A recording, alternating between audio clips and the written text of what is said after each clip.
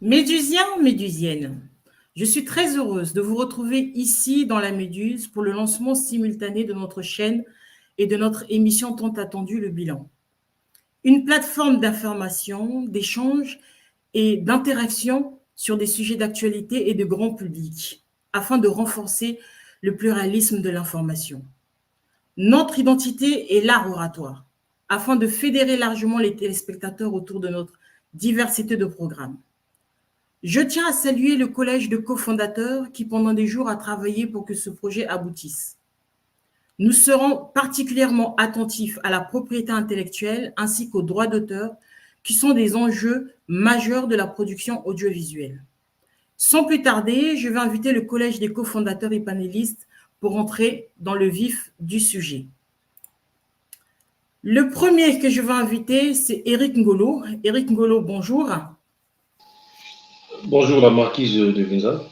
Et bienvenue dans la Méduse. Alors, vous êtes un homme politique, ancien candidat aux élections législatives 2012 et 2022 dans la circonscription de Loindili, président de l'association Aimons-nous vivants, expert financier, trader en agroalimentaire. Donc, ce serait bien. Vous allez également nous donner le cours du manioc actuellement sur le marché congolais. Bienvenue dans la Méduse, Éric. Merci. Juste pour précision, c'est 2017-2021 les élections. Merci. Merci. Alors, il vient de loin avec le décalage horaire, il sera là, c'est Abro du mindset, le philosophe, celui qui a un regard sur notre société, qui nous dit les limites.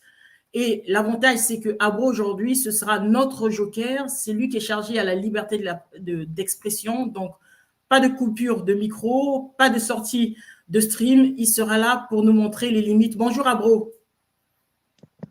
Bonjour Evelyse, bonjour Éric Golo. J'aimerais profiter de l'occasion pour saluer nos internautes.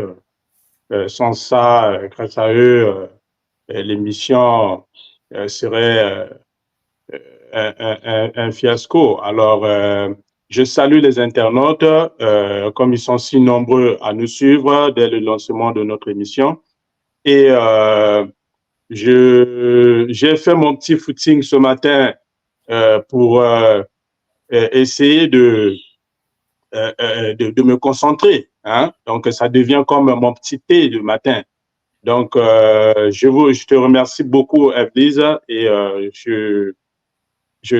se dit à tout à l'heure. À tout à l'heure. Alors, à tout de suite et bon débat.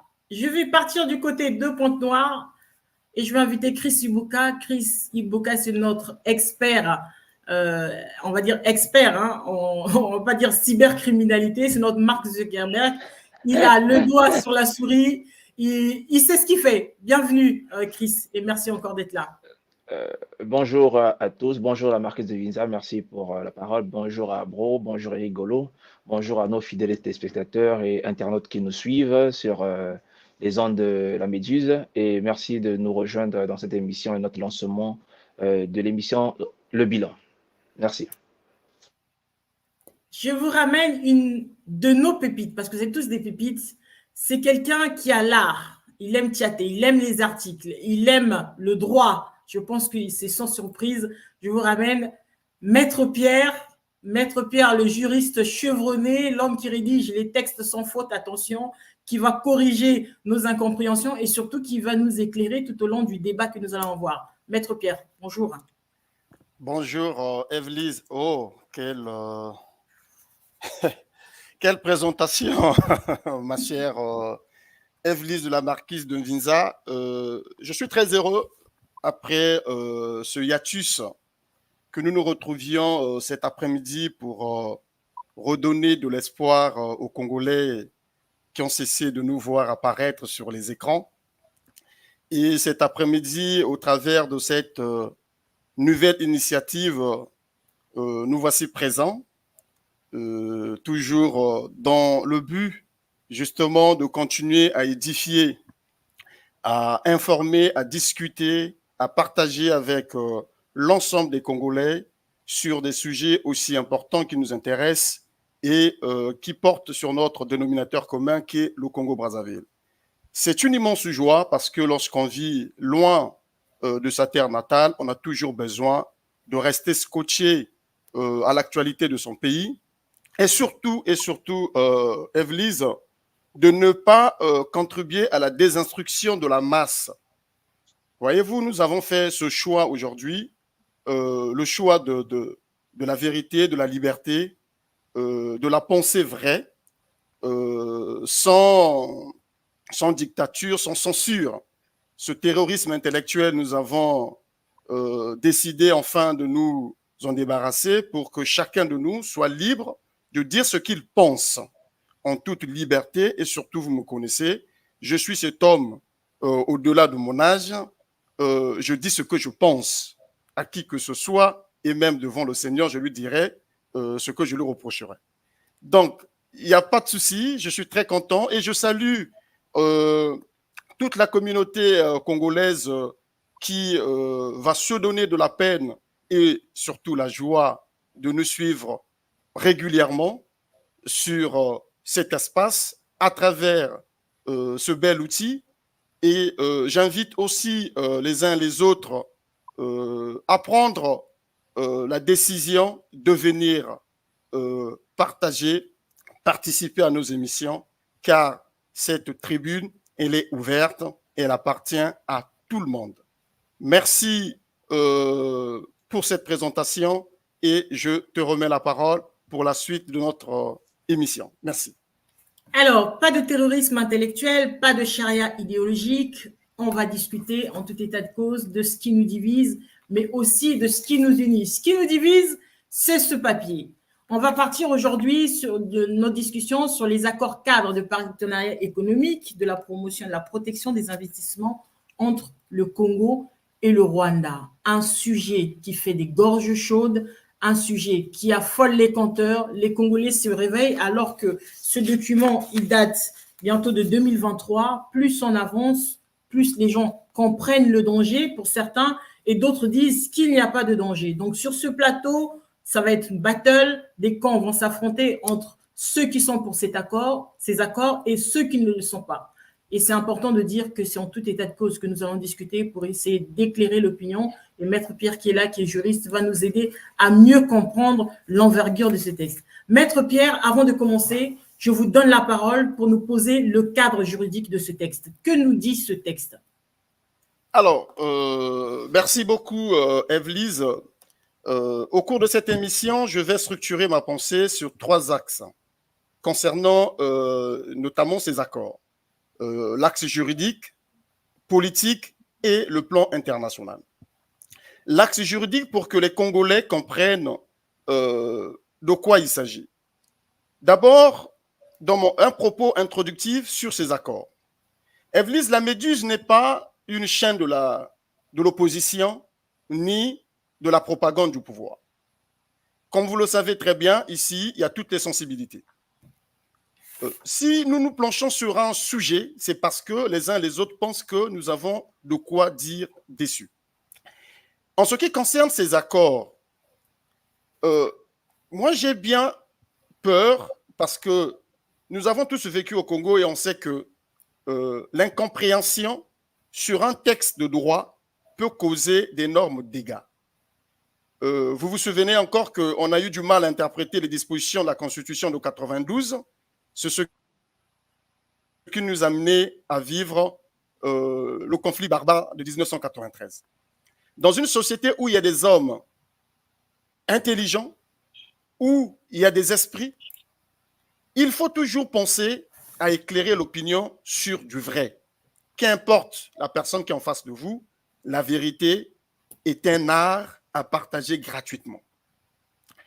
Les accords entre le Congo et le Rwanda, comme tu l'as dit, fait couler beaucoup d'encre et de salive. J'ai vu beaucoup de papiers qui circulent sur la toile où certains avocats, même eux, induisent la masse en erreur en disant que ces accords ont violé la Constitution, notamment l'article 219, parce qu'il n'y a pas eu référendum, puisqu'il s'agit ici d'une cession des terres. Mais ces gens ne disent pas la vérité, voyez-vous. Lorsque nos parents nous ont mis à l'école, c'est pour que demain, nous puissions leur dire ce que nous avons appris et leur éclairer la long terme. Je rappelle très rapidement que il n'y a pas d'obligation constitutionnellement établie lorsqu'un gouvernement décide de donner des terres agricoles pour une quelconque exploitation. Non. L'article 219 de notre Constitution parle du référendum lorsqu'il s'agit d'une cession ou adjonction du territoire. Il ne faut pas confondre terre et territoire, même si les deux mots ont en quelque sorte la même racine. Lorsqu'on parle de terre, il s'agit ici d'une terre qui relève du domaine foncier de l'État et l'État est en droit de le donner à qui il veut pour développer des activités agricoles, notamment pour les besoins de sa santé économique. Lorsqu'il s'agit du territoire, il faut faire allusion à plusieurs aspects. Il y a le territoire terrestre, donc l'assise matérielle, il y a le territoire aérien, maritime ou fluvial, selon les dépendances de ce territoire-là. Dans le cas du Congo, on n'a pas cédé le territoire congolais, c'est-à-dire, lorsqu'on cède le territoire, je rappelle encore une fois, c'est-à-dire on dit toute la partie de Pointe-Noire est cédée aux Rwandais, l'État congolais retire ses emblèmes, renonce à sa souveraineté et le Pointe-Noire devient un territoire rwandais. Par conséquent, il est important de solliciter l'avis des Congolais pour que ceux qui sont sur Pointe-Noire, qui demain deviendront des Rwandais, puissent se prononcer. Tel est le cas de la Nouvelle-Calédonie, tel est le cas de ce qui s'est passé en Catalogne avec le vote où les indépendantistes ont été, entre guillemets, ils se sont vus opposer à une fin de non-recevoir. Dans le cas du Congo, ce n'est pas ça. Et ce n'est pas pour une première fois que le Congo-Brazzaville met à la disposition de certaines entreprises les hectares du domaine foncier pour l'exploitation agricole. Donc, il ne faut pas profiter parce qu'aujourd'hui, on serait fatigué. Même moi, je suis fatigué du PCT. Je suis né dans les années 80 jusqu'à présent, c'est toujours le même président. Je suis fatigué, Evelyse. On a besoin du renouveau. On a besoin que ce pays soit dirigé par d'autres esprits, par d'autres personnes. On a besoin de nouvelles recettes. Mais nous n'allons pas solliciter cette nouvelle recette par le mensonge, par la propagande et l'intox et la manipulation. Voilà dans les aspects purement juridiques en ce qui concerne la Constitution, pour essayer un peu d'éclairer les gens qu'il ne s'agit pas ici d'une violation de la Constitution. Seulement, il se pourrait, dans le bon sens paysan, il n'est pas interdit que le gouvernement de la République du Congo puisse solliciter un référendum en vue d'assurer la coexistence pacifique entre les investisseurs rwandais et les populations locales qui vont cohabiter avec ces Rwandais. Mais il faut rappeler une chose encore là-dessus, Evelyse. Vous savez, à une époque, j'étais encore à Brazzaville, il y a une rumeur qui a circulé qui disait que le président de la République a conclu un accord avec les Chinois pour déverser sur le territoire congolais des Chinoises. Je ne sais pas si vous vous souvenez, à cette époque, toutes les familles étaient en effervescence. Les hommes commençaient à titiller leurs femmes en disant « Écoute, je vais te trouver une rivale chinoise ». Vous savez que jusqu'à présent, ces Chinoises n'ont jamais existé au Congo. Il y a même extra musique qui a chanté. Belle anecdote. Oui, l'intox. C'est comme si on était dans une société où les gens étaient dépourvus d'intelligence. Et moi, je suis contre ça. Je suis contre et je partagerai toujours mon analyse à ceux qui en ont besoin, notamment les néophytes du droit, pour éviter de tomber dans la propagande, dans l'intox et dans la manipulation des experts de la rue qui se sont multipliés sur la place de Paris. Voilà, d'entrée de jeu, ma première intervention sur l'aspect juridique avant de continuer et d'aller en profondeur, notamment sur ces accords pour voir les arcanes juridiques de ces accords au plan interne en ce qui nous concerne. Merci à toi, Eve. Je te renouvelle la parole. Abro? Oui, merci beaucoup pour la parole. J'ai écouté religieusement Maître Pierre. Apparemment, bon, il va dans le sens positif de cet accord. Moi, je suis un peu comme un peu au milieu du village. Pourquoi est-ce que je dis ça? Je ne suis pas pour, je ne suis pas contre, mais j'essaie d'avoir une autre vision par rapport à cet accord. Pourquoi est-ce que je dis ça?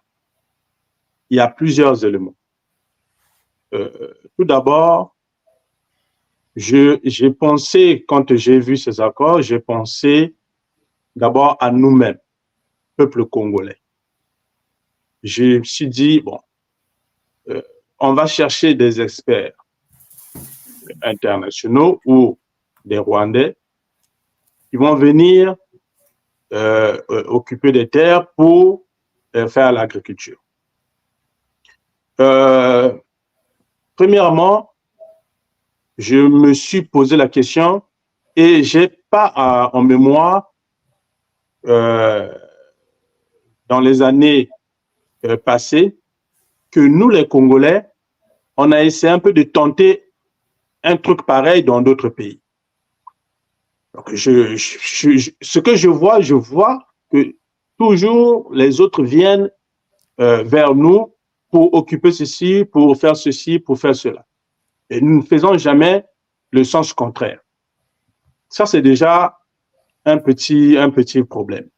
Deuxièmement, j'ai un peu de doute dans le sens où, quand ces Rwandais-là vont faire l'agriculture, est-ce que ces aliments-là vont rester au Congo ou ça va être rapatrié dans leur pays, un peu comme ils font en RDC quand ils vont voler les matières premières. Ils ramènent dans leur pays et puis après, ils exportent. Donc, je me dis, oui, qu'ils viennent travailler nos terres, oui, mais est-ce qu'ils vont venir travailler pour le bien de notre pays ou pour leur propre bien? Il faut savoir que je ne pense pas qu'ils peuvent se déplacer parce qu'ils ont le souci du Congo et qu'ils vont venir à la rescousse parce que le Congo n'arrive pas à produire ses propres aliments. Donc, moi, je suis un peu partagé. Vraiment, si j'ai un petit conseil à donner, par exemple, au gouvernement, regardez, dans notre pays, on parle beaucoup de jeunesse. On a la jeunesse qui est là. On a des quartiers où les jeunes, beaucoup de jeunes ne font rien. Hein, ils sont obligés de faire un peu le banditisme. Je ne pense pas que le gouvernement manque de moyens pour acheter, comme pendant la campagne électorale du président, acheter des machines. Prendre ces jeunes-là, les encadrer, ça ne demande pas vraiment beaucoup de mois ou beaucoup d'années, et occuper ces terres. Nos terres sont tellement fertiles qu'il suffit de jeter une graine pour que quelque chose pousse. On n'a pas besoin que quelqu'un vienne ailleurs pour faire pousser des trucs dans notre pays. Moi, je trouve que c'est comme une manière voilà, parenthèse, peut-être de nous insulter, de feignants. Parce que je ne vois pas quel genre de terre que nous avons, où nous avons besoin des engrais pour faire pousser les trucs. Non. Nos terres sont tellement fertiles que il suffit de regrouper des gens. Je me souviens, dans le passé, on avait des coopératives. On avait des coopératives et tout marchait bien. Qu'est-ce qu'ils faisaient des coopératives? Eux, ils cultivaient et puis ils entassaient dans les entrepôts et puis des fois, ils exportaient. Mais pourquoi on ne fait pas le même système? On prend les jeunes qui ne font rien, on les encadre. Récemment, j'ai vu, ils étaient partis ouvrir, je ne sais pas c'est dans quelle localité, là, Tingidi, un truc comme ça, une école pour ces jeunes-là. Est-ce que c'est les attentes de la jeunesse? Est-ce que les jeunes ont envie d'aller faire de l'agriculture? Aujourd'hui, on a l'image du Congolais, c'est dans les bureaux. Non, pas forcément. agriculteur, soit il n'a pas envie d'aller. Le métier d'agriculture, il est difficile. Et l'image qu'on nous renvoie aujourd'hui de l'agriculture, ce n'est pas un métier, on va dire, noble où les gens ont envie de se projeter. Quel jeune non, mais le problème, non. Le problème, c'est dans la sensibilisation. Parce que il faut savoir, dans le passé, le Congolais avait honte, par exemple, de faire le ramassage des poubelles. Quand Averde est arrivé, les gens avaient un peu honte.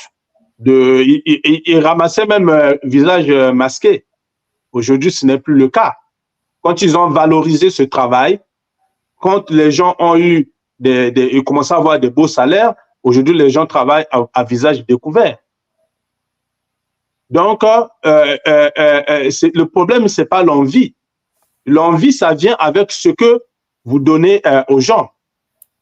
Vous voyez? Parce qu'aujourd'hui, si on prend ces jeunes-là, on les encadre, on commence à les donner peut-être un petit salaire minimum. Qui va refuser? Au lieu de rester ventre affamé, ils vont tous aller faire ce truc-là. Moi, je ne vois pas l'importance d'aller chercher des agents extérieurs, des Rwandais. Bon, en plus, vous savez, hein, moi, dans le passé, après la guerre, excusez-moi de revenir sur le truc. Et après la guerre, les Rwandais, ils étaient chez nous, là, à Kimtele, comme réfugiés. Mais peu après, on commençait à avoir des comportements un peu bizarres. Je pense, à ma mémoire, c'était même les premiers à commencer à couper les gens avec les machettes. Vous voyez? Donc, ces gens, je ne suis pas contre eux, mais vous savez, quand un peuple a une mauvaise réputation, il vaut mieux prendre ses gardes. Et puis, concernant les terres, concernant l'agriculture, je ne vois pas vraiment. Ça peut être une bonne idée. Mais nous avons des terres qui sont fertiles, nous avons des jeunes qui sont là. On peut les motiver en leur donnant un salaire minimum. Ils vont occuper les terres, ils vont cultiver. On n'a pas besoin d'experts pour faire le manioc, on n'a pas besoin d'experts pour faire l'arachide, on n'a pas besoin d'experts pour... Voilà, en fait, en gros, ce que je pouvais dire en partant dans mon introduction sur cette affaire, Evelyse. Merci Abro. On va souhaiter la bienvenue à Guy Edgar Bokilo, qu'on a eu du mal à voir. Je ne sais pas qui est sur quel fuseau horaire, mais il est bien là. Bienvenue Edgar. Merci à la marquise de m'avoir modestement accordé la parole. Et je voulais nous féliciter d'abord pour le lancement officiel de cette chaîne qui vient de naître. C'est une tribune qui va offrir aux Congolais ce qu'on appelle la libre parole. Hein? Chacun aura son opinion sur les sujets qui concernent notre pays et notre cité, comme le dit souvent les philosophes en carton Lévan Valentin, même s'il se prend pour l'étudiant alors qu'il ne l'est pas, un écrivain alors qu'il ne l'est pas. Bon, maintenant, je viens de rattraper l'émission, mais vous ne savez pas là où je suis quelque part dans le monde. Donc, c'est à vous de me poser les questions comme vous êtes la modératrice impartiale, rien à voir avec ceux qui distribuaient la parole, mais qui parlaient plus que les invités. Merci. Merci Edgar, je reviendrai tout de suite sur vous. Et on va continuer nos échanges avec Eric. Eric, qui est trader en agroalimentaire, n'est-ce pas une aberration aujourd'hui de céder nos terres aux Rwandais pour faire de l'agriculture, alors que nous avons des parents, nous avons des hommes et des femmes qui sont acteurs de cette agriculture? Merci pour la parole. Écoutez, déjà, je voulais dire aux internautes, vous qui nous suivez, si vous pensez que vous avez une réaction, vous avez un mot à dire, vous pouvez tout de suite demander le lien, vous connecter et vous exprimer au lieu de passer du temps dans les critiques. Et merci à vous de rester connectés sur la chaîne La Méduse. Merci. Donc, ce que je voulais dire, Evelyse, écoutez, vous savez, cette histoire de terre Congo-Rwanda, ça c'est allé dans tous les sens. Dans tous les sens. Pourquoi? Je vais vous expliquer. La situation politique au Congo-Brazzaville fait de telle sorte que la propagande a pris le dessus sur les pseudo-intellectuels. C'est-à-dire que les politiques qui sont censés raisonner, qui sont censés agir, qui sont censés débattre sur une espèce de cohérence, se lancent même dans la propagande, c'est-à-dire dans les incitations, dans les diffamations, et voilà, et ça va dans tous les sens. Déjà, ce qu'il faut rassurer aux internautes, déjà ce qu'il faut rassurer à tous les Congolais, c'est qu'il n'y a jamais eu de vente de terre. Déjà, ce mot, je ne sais pas, ça sort d'où. On a vendu des terres. Qui a dit qu'on a vendu des terres? Qui a dit qu'on a vendu des terres à qui? Il n'y a jamais eu de vente de terre. Il faut comprendre les contours juridiques. Tout à l'heure, j'ai suivi avec beaucoup d'attention Pierre qui a posé un peu le décor. Il faut comprendre les contours juridiques qui ont été posés dans cette affaire. Or, nous avons une infime partie de nos politiques extrémistes, parce qu'aujourd'hui, il faut se le dire, l'opposition politique n'existe pas réellement au Congo-Brazzaville en ce moment. Nous avons que les extrêmes qui montent au créneau. Nous avons les extrêmes des radicaux, pour la plupart qui sont à l'extérieur du pays, qui sautent sur tout ce qui bouge pour jeter le pommeau. C'est-à-dire que toute information, aussi mauvaise qu'elle soit, tant que ça peut susciter un soulèvement populaire, bien sûr que tout le monde, peut-être que, bien sûr qu'il y a nombreux qui ne veulent plus la présence du président Sassou. Oui, ça on peut le voir. On peut le voir. C'est fondé, c'est normal, mais seulement, comme disait quelqu'un tout à l'heure, c'est pas parce qu'on ne veut plus d'un président, c'est pas parce qu'on n'est pas satisfait de la présence d'un président. C'est même en France. C'est même en France. Oui, le mot nombreux ne veulent pas. Vous savez, quand un peuple ne veut pas de président, ce président-là ne peut pas rester une minute de plus. Donc, ils ne sont pas nombreux, mais ils font plus de bruit que la majorité silencieuse. Voilà. Ce que je veux dire, c'est que l'extrémisme ou la radicalité existe dans tous les pays au monde. Même en France, il y a des Français qui ne veulent pas le président Macron. Mais ce n'est pas parce qu'ils ne veulent pas du président Macron qu'ils vont se mettre dans la propagande, ou dans la diffamation, ou dans l'affirmation. Et encore, on peut comprendre que ce soit une partie du peuple, mais que ça vienne de l'élite politique. C'est là où c'est grave. Nous avons, entre parenthèses, des pseudo-experts dans des domaines qui ne savent même pas eux-mêmes, qui s'auto-affirment eux-mêmes. Et qui viennent quand même à guerre de mots, sur les chaînes, sur la place publique, affirmer des choses qui n'ont pas la maîtrise. Mais est-ce que quelque part, ce n'est pas un défaut d'information? À défaut d'avoir l'information, les gens ils spéculent. Mais c'est ce que je dis. Le problème avec le gouvernement congolais, c'est la communication. Nous avons un souci de communication. Nous avons un vrai souci de communication. Les concessions des terres, ça existe même en France. Même en France, ça existe. Dans tous les pays au monde, ça existe. On n'a pas dit on a vendu des terres. Mais au Congo-Brazzaville, il y a des espaces où les Malaisiens exploitent le bois. Pourquoi les gens n'en parlent pas? Pourquoi les gens n'en parlent pas? Il n'y a pas que les Rwandais qui sont étrangers. On a des étrangers. On a des contrats avec certains étrangers. On a des accords avec plusieurs pays. Comme tout bon État, on ne va pas faire la remarque, on ne va pas faire la reproche au président de la République ou au gouvernement de vouloir diversifier l'économie par l'agriculture, puisque ça faisait partie d'une des promesses de campagne du président Sassou en 2021. Mais on n'a pas exclu les nationaux, on n'a pas exclu les Congolais à faire l'agriculture chez eux. On n'a pas exclu les Congolais de faire l'agriculture chez eux. On n'a pas vendu les terres. On n'a pas exclu les Congolais de faire l'agriculture chez eux. S'il y a des investisseurs étrangers qui veulent venir investir dans notre pays, dans un secteur de l'air, rapidement rebondir parce que par exemple de l'agriculture. Vas-y, Edgar.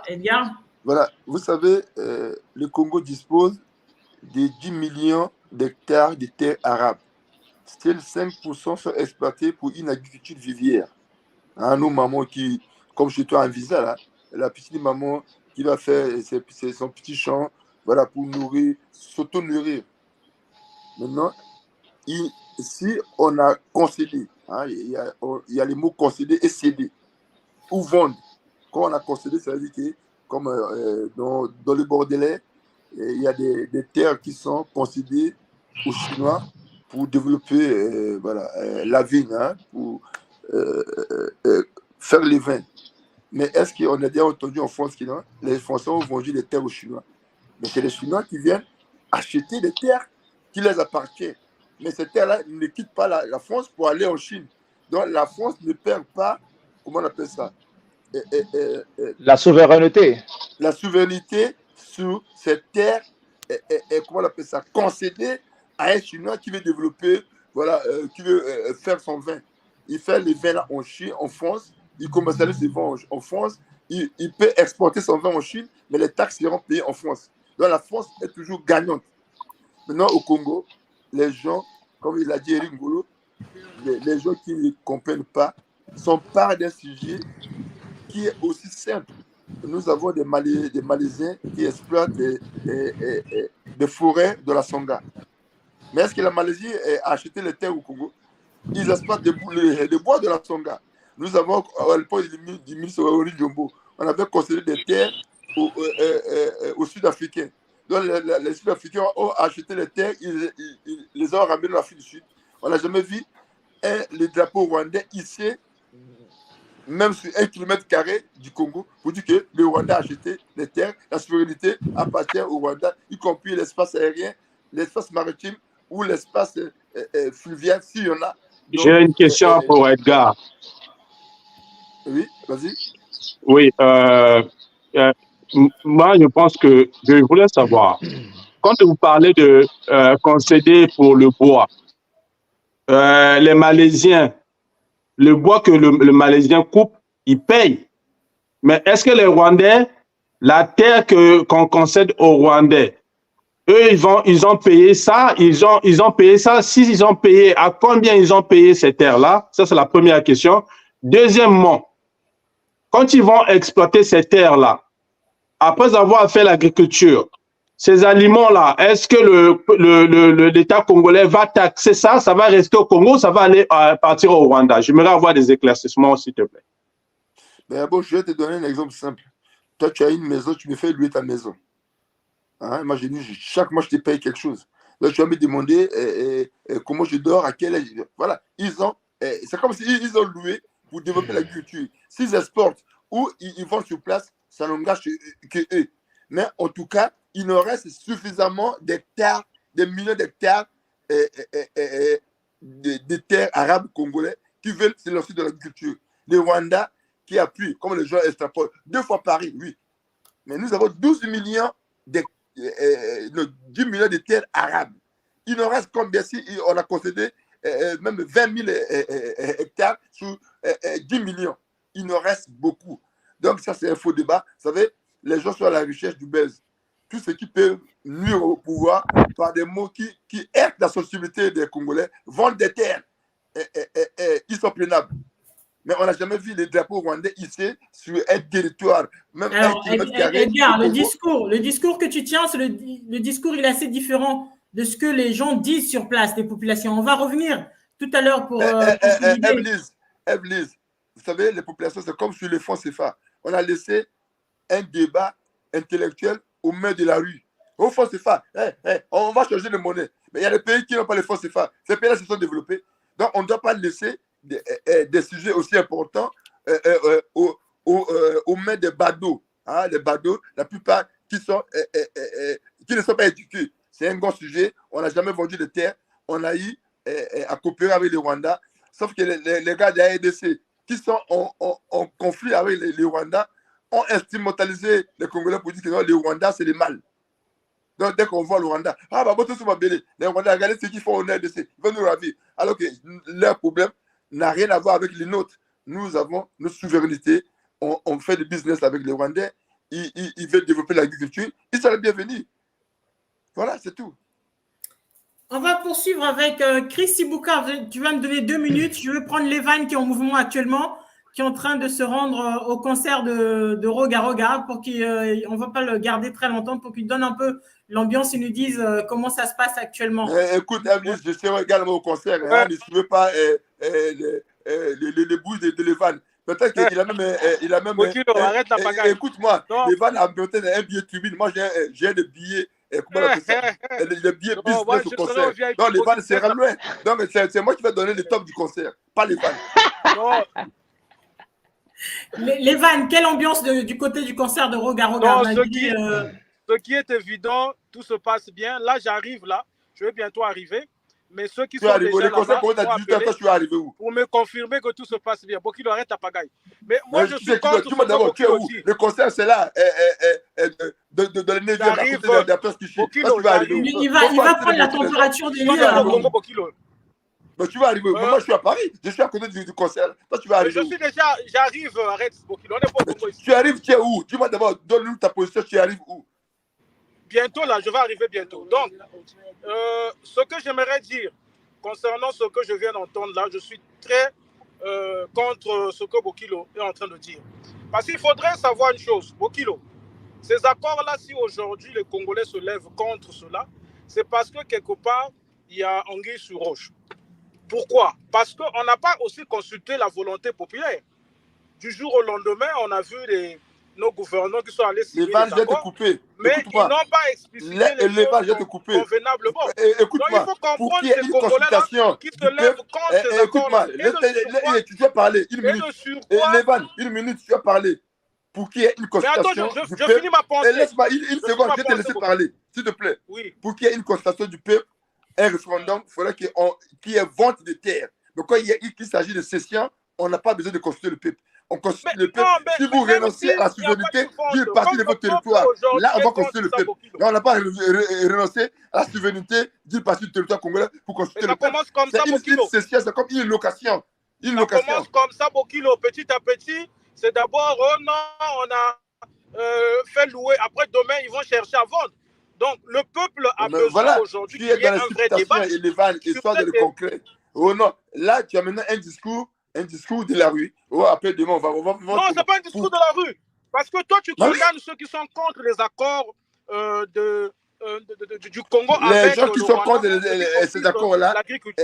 Écoute-moi, la plupart, c'est les gens qui cherchent des sujets pour faire le buzz. Mais dès lors qu'ils trouvent un sujet qui est RCA, c'est seulement le mot Rwanda. C'est seulement le. Je te dis qu'à l'époque de écoute-moi, les vannes, à l'époque du ministre Henri Dombo, on avait concédé des terres aux Sud-Africains, aux gens de Dubaï. Pourquoi ça n'a pas suscité le bruit? On a concédé une partie de notre forêt aux Malaisiens qui exploitent les bois dans la Songa. Mais aujourd'hui, il faut qu'on se pose des vrais questionnements. Pourquoi ça suscite des problèmes seulement envers les Rwandais? Ça veut dire que les Rwandais ne sont pas des gens angéliques. Les Congolais, ils ont quelque part... Mais voilà, c'est parce que vous êtes instrumentalisés par les réseaux sociaux de la RDC. Non, mais la RDC, c'est nos frères. C'est nos frères. Si eux, ils sont inquiets... Ah, donc les gens de la RDC sont des frères, les Rwandais ne sont pas des frères. Les Rwandais, ce sont qui? Quoi? C'est des extraterrestres. C'est aussi nos frères. C'est un pays frère. Arrête ça, eux, ils sont loin là-bas, frère. Toi, tu manges les plats. Donc, les Malaisiens sont proches de nous, puisqu'on a concédé nos forêts aux Malaisiens qui exploitent les bois de la Songa. Les inquiétudes des Quinois, on doit prendre ça en considération. Non, moi, les Quinois, c'est des gens qui font le bruit sur Facebook. Ils n'ont qu'à aller se battre à l'Est pour libérer leur pays, au lieu d'instrumentaliser tout le monde. Voilà. Non, ils ont le droit de manifester, Bokilo. Ça, c'est manifester sur Facebook.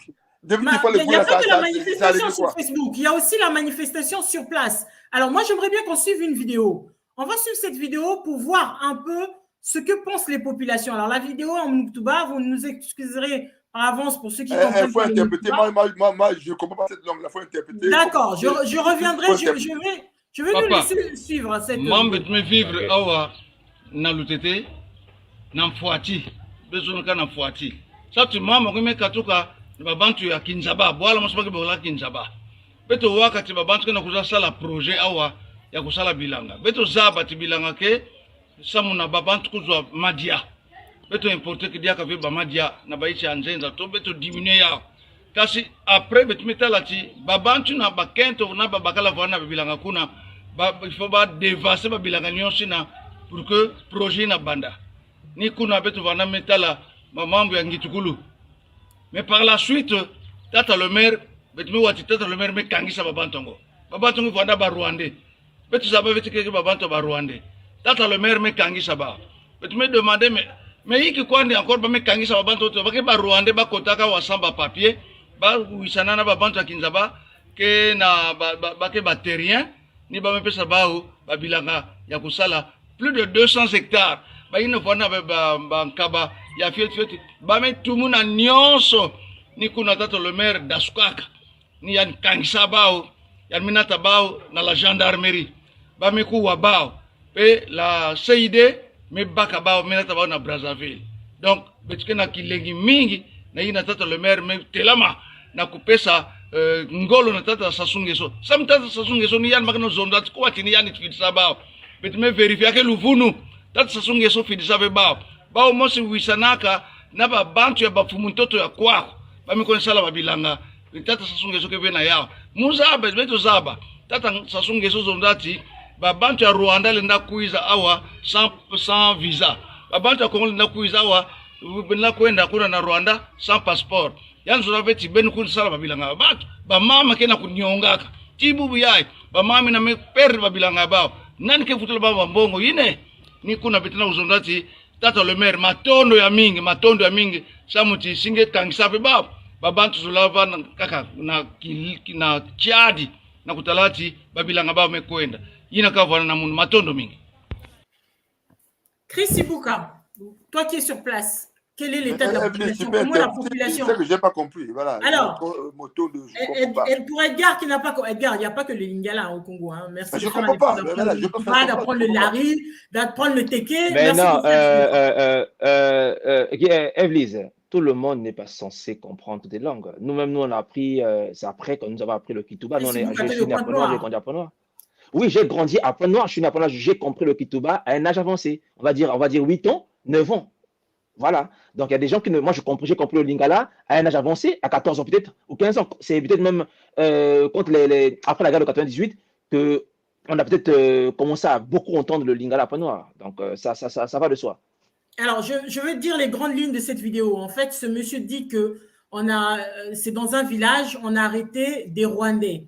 Le maire n'était pas au courant. C'est des Rwandais qui sont rentrés de manière illégale dans notre territoire, qui n'ont pas de papier. Ils ont été récupérés par la CID pour les emmener à Brazzaville. Et il dit que ils ont appris qu'il y avait des Rwandais qui étaient censés venir les aider à faire l'agriculture, mais il n'était pas question de vendre des terres ou de récupérer les terres. Et il félicite le maire d'avoir remis à la CID ces sujets rwandais. Donc, dans cette vidéo, il y a beaucoup d'incompréhension. Là, on se rend compte aujourd'hui que la population est complètement perdue. La population n'a pas d'informations, notamment aussi le maire qui était sur place n'a pas donné la bonne information, ne savait pas. C'est pour ça que je demande aujourd'hui, Chris Ibuka, toi qui es à Pointe-Noire, les discussions, on va dire les discussions de bus, de Sanson, les discussions de marché, est-ce qu'ils sont au courant de ce qui se passe actuellement, de ce qui se joue? Bon, je peux vous dire une chose, Evelyne, c'est que cette histoire des accords avec le Rwanda, c'est plutôt nous qui en parlons beaucoup sur la toile, hein, je vous assure. Dans les milieux congolais, les gens pensent à autre chose et ils parlent d'autre chose. Je peux vous dire la vérité. Je suis quelqu'un de la rue, je suis quelqu'un du milieu. Les gens vraiment n'ont pas la tête à ce genre de choses-là. Parce que, en vrai, nous, à Pointe-Noire, on est bien dans le cuir, on est habitué à voir les expatriés occuper des villages entiers. Vous allez à Tissoko, ici, vous allez voir qu'il y a une communauté de la RDC qui occupe au moins 2, 3, 4 villages qui font l'agriculture. Vous allez à Malolo, vous allez voir les Sud-Africains qui ont pris presque tout le village de Malolo et jusqu'au fond là-bas, qui sont en train de faire l'agriculture, planter le maïs et autres. Les Sud-Africains à Malolo. Renseignez-vous ceux qui sont là-bas, ils vont vous dire. Donc, il y a plusieurs villages ici. Vous allez à Kakamega, vous allez voir des Chinois qui ont pris tout, qui même polluent les terres et les eaux. Il y a beaucoup de choses. Donc ça, à Pointe-Noire, on va dire que ce n'est pas un sujet qui les intéresse. On va dire ça comme ça. Mais je veux revenir sur une chose, Evelyse. Et merci pour la parole que tu m'as accordée. Moi, je voulais dire une chose. Je ne sais pas si les Congolais sont conscients, parce que moi, j'ai lu dans les accords 4 qui circulent sur la toile, il n'y a pas que... Pourquoi on fait un focus sur l'agriculture? Je n'ai pas compris, en fait. Pourquoi on fait un focus sur l'agriculture alors qu'il y a au moins 8 accords cadres dans plusieurs domaines différents? On a parlé du développement économique, on a parlé de l'infrastructure, on a parlé de l'agriculture, on a parlé de la technologie, on a parlé de plusieurs choses, j'ai vu. Donc, je ne comprends pas pourquoi on fait un focus sur les terres. Et après, il faut que les Congolais aussi, je veux dire, apprennent à aller lire ce qu'on appelle les définitions. C'est bête. Google nous donne tout. allez tranquillement faire la différence entre vente et cession.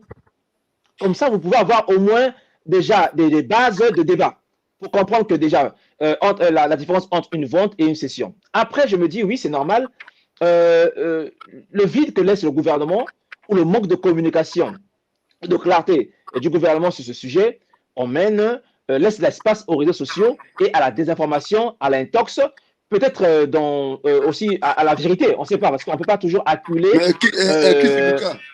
Le Premier ministre a communiqué dessus. Le ministre de la coopération internationale, on a aussi parlé.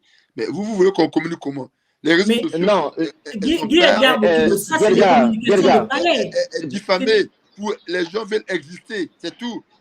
Non, Guy Edgar, il a démontré qu'on n'a jamais vendu un seul kilomètre carré de terre congolaise.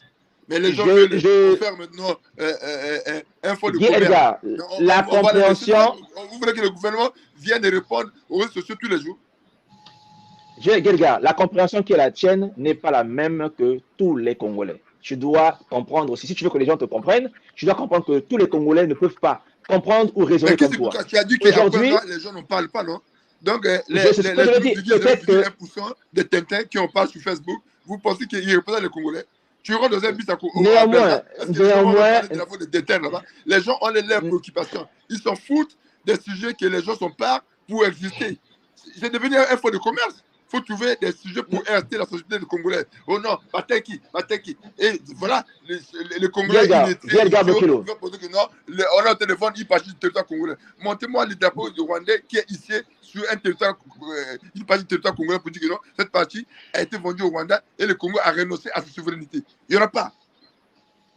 Bon, Guéga Bokilo, on t'a beaucoup écouté. Laisse-nous aussi quand même étayer nos thèses et puis on va peut-être avancer. Tout à fait. Merci. Ce que je voulais dire, c'est que vous voyez que c'est un débat, normalement, où même je pense que le président de la République pouvait monter au créneau pour pouvoir aussi apaiser la population ou sa population. Parce que, on va rappeler, officiellement, le président de la République a été voté par 88,88% des Congolais.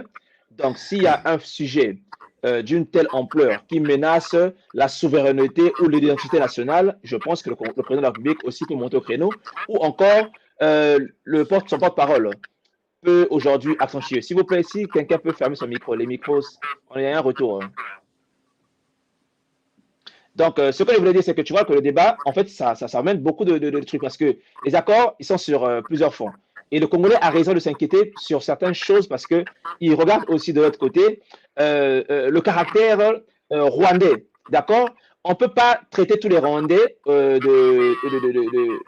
des gens violents ou des gens, des gens pas possibles à vivre. Non. Mais il faut laisser place au débat, en fait, je veux dire. Il faut laisser les gens s'exprimer, il faut laisser les gens poser des questions, il faut laisser les gens s'exprimer sur la chose.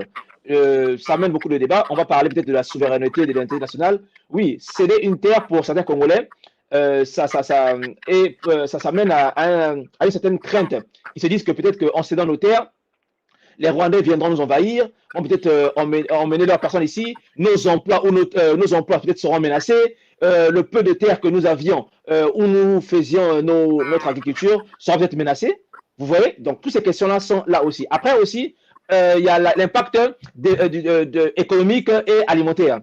Les Congolais se posent aussi la question pour savoir, peut-être que si les Rwandais viennent ici pour venir exploiter nos terres, est-ce que ça ne va pas créer un déficit alimentaire de l'autre côté? Peut-être que l'espace qui était la nôtre, qui nous permettait de pouvoir nous nourrir, nous auto-nourrir sur place dans nos localités, aujourd'hui, est-ce que cet espace-là ne sera, cet espace-là qui a été concédé au Rwanda ou cédé au Rwanda, ne va pas mener un déficit alimentaire dans nos villages? Vous voyez? Donc, il y a toutes ces choses-là il faut regarder aussi. Après, il y a un troisième point. Aussi que je voulais aborder, c'est quand on voit, par exemple, on voit avec l'autre là, on voit comment on l'appelle, je voulais dire, l'impact environnemental. Les Rwandais, on ne connaît pas aujourd'hui le niveau, on va dire, de leur engagement dans l'espace environnemental ou social. Vous voyez, avec des projets. Il n'a même pas encore commencé. Là où on exploite des pétroles, ce sont les questions, Guelga Bokilo. S'il te plaît. Guelga Bokilo. Il n'y en a pas, Guelga. Les accords de l'environnement sur l'agriculture alors qu'ils n'ont pas encore commencé. Là où Edgar Bokilo, moi je ne parle pas de l'agriculture. Dans notre domaine, là où Total, espace de pétrole, Perenco, Eni et autres, tu ne parles pas de l'environnement, tu vas venir parler de l'environnement sur l'agriculture. Edgar Bokilo, tu peux souffrir de m'écouter. Tu peux souffrir de m'écouter. Les accords cadres, si tu lis le document, ne parlent pas de l'agriculture. Moi, je ne fais pas un focus sur l'agriculture. Je parle de tout parce qu'on a parlé dans les accords cadres de l'industrie minière, que les Rwandais viendront aussi faire l'industrie minière. D'où je parle de ça. Parce que nous parlons... les Chinois qui exploitent les mines, et tu ne parles pas de l'environnement, tu vas venir parler de l'environnement sur les gens qui n'ont encore rien commencé. Hein. Ils n'ont pas encore commencé. Ben, non, ce sont des questions qu'on doit se poser. Si aujourd'hui, ils veulent commencer, on veut commencer sur le débat parce qu'il y a un doute émis vers ces personnes-là, ces partenaires. Donc, le Congolais a le droit de poser des questions pour savoir pourquoi est-ce qu'ils ont, par exemple, un bon rapport avec le côté environnemental ou social. Est-ce qu'en termes de transparence et de gouvernance, ces gens-là, ils sont dignes de confiance? Est-ce qu'il n'y aura pas une fuite de capitaux? Est-ce que le bénéfice sera mutuel? Toutes ces questions, on doit se poser. On ne pose pas les questions sur les autres accords que le Congo a signés avec la Malaisie, avec Total, avec Eni, avec Perenco. Pourquoi se focaliser sur Bokilo, tu ne vas pas nier une chose. Non, bien grave que tu vas pas nier une chose. Excuse-moi, moi je vais partir sur une thèse et après j'irai sur l'antithèse. Donc c'est toi qui me coupes. Moi je suis pas, je dis, je prends pas parti. Je suis pas contre ou je suis pas pour. Mais aujourd'hui, je veux juste exposer ce que les Congolais pensent. Il ne faut pas oublier une chose qu'aujourd'hui, avec l'avènement des réseaux sociaux, beaucoup de choses se savent aujourd'hui. Avant, le pourcentage de Congolais qui en parlent. Le pourcentage de Congolais qui en parlent. Que le pourcentage soit faible ou pas, aujourd'hui, la question est sur la toile et aujourd'hui, le Congolais est connecté. Le Congolais suit l'actualité. Mais c'est pas toi qui as dit que dans le bus, tu es connecté, on n'en parle pas. Regarde, on n'en parle pas. Ne pas en parler, ça ne veut pas dire que la minorité... c'est une chose. Et on fait l'actualité sur une... Exactement. Qui fait l'actualité en dehors des extrémistes de la diaspora? Je te donne un exemple, Guéga Bokilo. Guéga Bokilo, je te donne un exemple. Les LGBT, c'est une minorité mondiale ou pas? Mais aujourd'hui, ils sont accordés. Tu vois que même mais attends, la Banque mondiale menace même le Ghana. Écoute-moi, Tibouka, dans le pays où Evely's vit, la majorité sont des gays, ils font semblant. Donc, ne dites pas que c'est une minorité. C'est une minorité? Jamais. C'est une minorité. Ils sont majoritaires. Par rapport à qui? Ils sont majoritaires. Non, mais Elga. Maître Pierre souhaitait rebondir sur ce que disait Chris. Vas-y, Maître Pierre. Vas-y, Maître Pierre. Merci beaucoup, Evely's. J'ai entendu mes copanélistes parler de bonnes choses. En ce qui concerne Abro, il faut qu'on comprenne déjà une chose. Moi, je suis un peu peiné qu'un peuple ou une population civilisée comme la nôtre, hein, donc nous sommes des gens civilisés quand même, les Congolais, il faut éviter des raccourcis dans des propos, dire que les Rwandais, c'est un peuple violent, etc. Il faut éviter ça. Il faut éviter ça parce que je ne connais pas, il faut demander peut-être aux Congolais qui ont déjà fréquenté les Rwandais sur leur sol, comment ils sont traités, comment ça se passe. Les Rwandais qui sont chez nous, si à un moment donné, ils ont commencé à poser des actes malveillants, nous aussi, nous les posons. Nous sommes un État, on doit être responsable et garant de la sécurité des biens et des personnes qui vivent sur notre territoire. La responsabilité de sécuriser le Congolais ou les étrangers n'incombe pas aux Rwandais ou aux étrangers qui vivent chez nous. C'est à nous de leur accorder la sécurité, de faire en sorte que ces étrangers trouvent de l'emploi. Le problème du Congo, c'est qu'il y a un chômage de masse. C'est-à-dire que même les étrangers chez nous triment comme les chiens triment, ils ne trouvent même plus de os pour croquer. Donc, cette situation est difficile. Nos enfants aujourd'hui qui ont pris des machettes, on n'a pas encore organisé une grande messe pour qu'on comprenne les causes sociales, par exemple, des bébés noirs. Nous sommes une société qui ne prend pas à bras le corps les sujets qui la mine. C'est ça, moi, qui me dérange. Alors, lorsqu'on a suivi cet élément de ce monsieur qui parlait Kitouba, que je comprends aisément, lorsqu'il dit que les Rwandais me cuisent bac, babim ou quoi, tout ça. Vous voyez que à peine on a lancé l'accord, c'est ça l'erreur du gouvernement congolais. Edgar ne veut pas reconnaître ça. La communication, elle est importante. on vient de lancer ce projet d'accord avec le Rwanda. Voilà que quelques individus profitent un peu de cette annonce pour aller déchiffrer, ou je ne sais pas, pour aller saccager les champs des pauvres mamans sous prétexte que ce seraient des Rwandais. Qu'est-ce qui a vérifié l'identité de ces gens que c'était des Rwandais? Je rappelle ici, pour que les gens comprennent au moins une chose, les Rwandais ne viendront pas au Congo pour venir prendre là où travailler la terre au Congo-Brazzaville. Ce sont des Congolais qui vont travailler la terre, mais avec des patrons, la direction rwandaise, parce que ce sont des Rwandais qui vont financer. C'est une entreprise rwandaise. Maître Pierre, c'est là où moi ça me dérange. Par contre, là, ça me dérange. Que des étrangers qui sont patrons vont employer la main-d'œuvre locale. Attention, non, je vais finir. Excuse-moi, Edgar. Excuse-moi. Evelyse, tu es dans l'agroalimentaire. Tu habites en France. Moi, j'ai fait l'agroalimentaire. J'ai travaillé dans l'agroalimentaire. Et dans la société dans laquelle j'ai travaillé, le patron était belge. Il n'était pas français. Faisons strictement attention. Un pays se développe lorsqu'il a la capacité de capter les investissements étrangers. Nous connaissons la fibre de gestion que nous avons au Congo. Toutes les sociétés qui sont gérées par les Congolais ne marchent pas. Eker tombe, le CFCO tombe, tout ce qu'on fait ne marche pas. Comment voulez-vous fermer la porte aux investisseurs étrangers qu'ils viennent mettre les entreprises chez nous et embaucher de la main-d'œuvre? Mais en France, toutes les entreprises qui embauchent des Français ici, ou nous qui travaillons, ne sont pas des Français. Mais ils ne sont pas des Français. Même en Russie. Maître Pierre, le problème de ce que tu dis, nous travaillons à l'étranger. Les patrons sont des Rwandais. Mais il y aura des contrats, je ne défends pas les Moi, je veux juste savoir aujourd'hui comment les Congolais vont se retrouver dans ces contrats-là. Les kilomètres carrés d'hectares dans le Bordelais pour développer ses vignes. Il va donner la direction à un Français alors que c'est lui qui a acheté. Il peut donner, comment on appelle ça, des tâches à un Français, mais le point, c'est celui qui a acheté. Mais voilà. Je vais vous donner vous ne comprenez pas. Le patron, MTM qui est venu s'installer au Congo. Le patron de MTM au Congo, c'est un Congolais.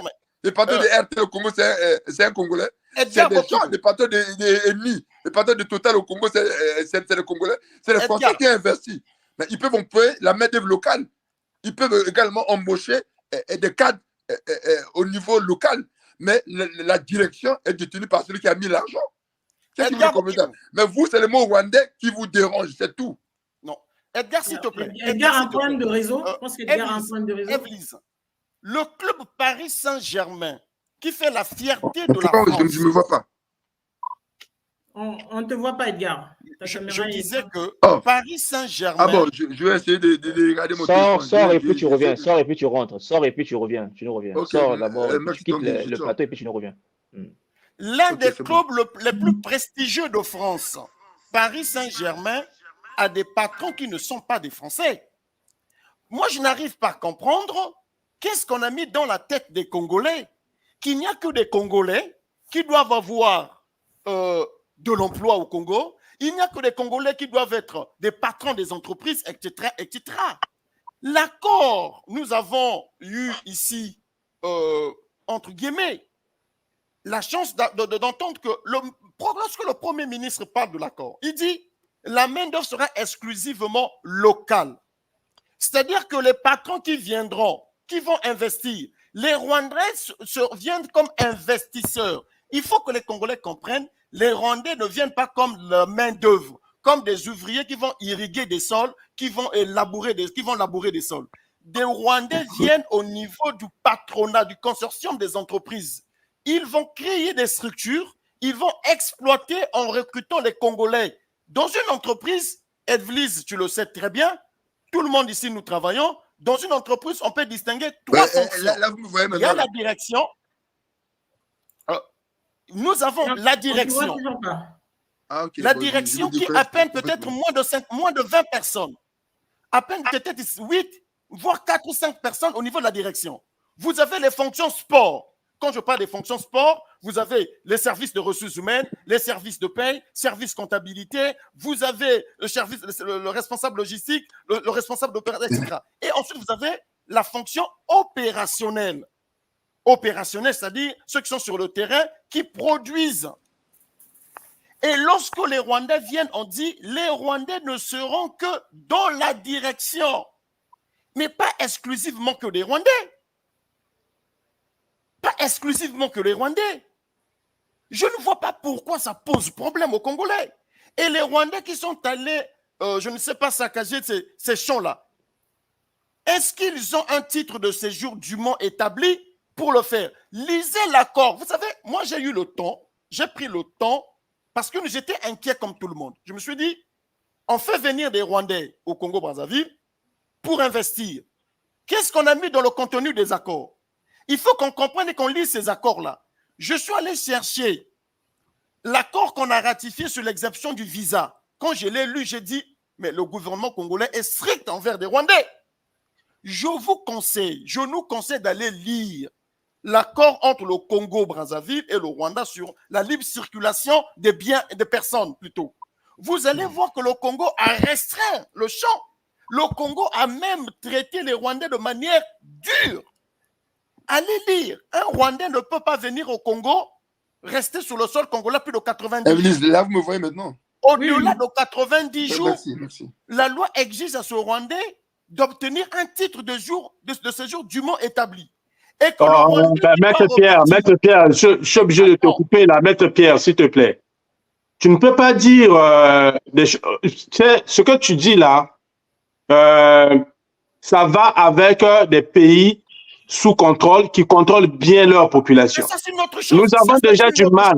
Nous avons déjà du mal. Nous avons déjà du mal avec nos amis de la RDC. Quand ils viennent au Congo, ils restent des années et des années. On ne sait même pas. Il reste des années sans papier. Et comment tu peux décéder sur un Rwandais? Et raison pour laquelle j'ai dit que nous avons durement traité les Rwandais. L'accord que nous avons avec la RDC, notamment la population quinoise, celle qui habite Kinshasa, qui est la ville capitale proche de chez nous, nous avons des accords qui sont beaucoup plus souples que ce qu'on accordait aux Rwandais. Je ne dis pas des choses que j'invente. Prenez le temps, allez lire l'accord, ça a été ratifié. Non, mais quand tu dis des accords beaucoup plus souples, ça veut dire quoi? Ça veut dire qu'ils peuvent rentrer sans document? Exactement. Les accords sont très souples avec la population de la RDC. Nous avons actualisé ces accords après l'opération Bataille Bakolo. Et avec les Camerounais? Excuse-moi. C'est beaucoup plus souple avec le Quinois qu'avec le Camerounais. Mais en dehors de ça, le Camerounais qui a le passeport de la CEMAC, vous savez, moi, je suis choqué de voir certains comportements des Congolais, surtout quand on a vu la manifestation des gens qui sont allés perdre leur temps à Paris, qui crient « on ne veut pas des Camerounais, on ne veut pas de ceci ». Mais nous sommes dans une zone CEMAC. Mais soi-disant que vous êtes des panafricains. Quels sont ces panafricains qui refusent d'accorder hospitalité à leurs propres frères africains? Je n'arrive pas à comprendre cela. Et lorsque je disais tout à l'heure que faisons attention avec l'agroalimentaire. Pierre, mais est-ce que vous m'entendez? J'ai le président qu'on m'entend pas. On t'entend. Je disais, faisons strictement attention avec le secteur agroalimentaire. Pourquoi? Lorsque vous créez une entreprise agroalimentaire comme Saris Congo, vous devrez vous rassurer que tous les jours, nous aurons de la canne à sucre comme matière première pour pouvoir faire fonctionner des machines et gérer les contrats qui ont été signés avec les salariés. Ce qui explique que vous devrez avoir des gens qui sont sérieux, qui vont produire de manière incessante de la matière première. Il faut produire de la matière première. Donc, il faut des hectares et des hectares pour faire, par exemple, du ricin. Vous n'allez pas investir autant de milliards pour créer une entreprise. Demain, vous vous rendez compte qu'on n'a pas produit, on n'a pas de la main-d'œuvre. Les salariés arrivent, les machines ne tournent pas parce qu'il n'y a pas de plantes du ricin pour pouvoir faire fonctionner ces machines-là. L'agroalimentaire est très difficile en ce qui concerne les entrants. Evelyse, tu en as l'expérience, tu es du domaine. Donc, on ne peut pas laisser aux quelques Congolais plaisantins une activité. Maître Mais Pierre, il n'est pas interdit. Maître Non, Pierre, non, je vais non. te donner un exemple. Attention, attention. Maître Pierre. Maître Pierre, s'il te plaît, Maître s'il te plaît. non, Maître Abo. Pierre, s'il te plaît. D'abord, laisse-moi donner seulement même une seconde, tu vas prendre la parole. Vous savez que quand Dangote s'est installé au Congo, Dangote a eu du mal à recruter la main-d'œuvre qualifiée au Congo. Dangote était obligé, faute de main-d'œuvre qualifiée au Congo, de faire appel à des Philippins et des Malaisiens. Donc, les Congolais font beaucoup de bruit. Parfois, à l'autre côté, il n'a rien. Oh, non, Bon, donc, si je comprends bien, si je... Ça, c'est un problème de formation. Il faut adapter les formations. Maître Pierre, quand j'entends ton discours, tu es en train de nous dire que parmi toute la population congolaise, nous n'avons pas d'experts au niveau agroalimentaire. Nous n'avons pas. Je parle de la gestion, la tête d'une entreprise, la gestion d'une entreprise. Toutes les entreprises au Congo qui marchent, toutes les entreprises au Congo qui fonctionnent, qui marchent régulièrement, ont des patrons étrangers. En dehors peut-être de la société qui est gérée par Castanou. Oui, mais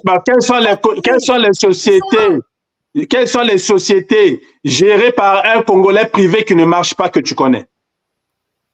Quels sont, alors, je connais beaucoup. Hein. Je te donne juste Eker. Eker a eu quel problème? Mais quand Eker, ce n'est pas privé. Non, même les privés, on ne veut pas. C'est pas privé, Eker. Écoute, on ne veut pas citer les noms pour ne pas se faire des problèmes. Mais je connais beaucoup, jugés par les Congolais qui ne marchent pas. Hein, des effets d'annonce, les bruits, 3 mois après, puis et pays.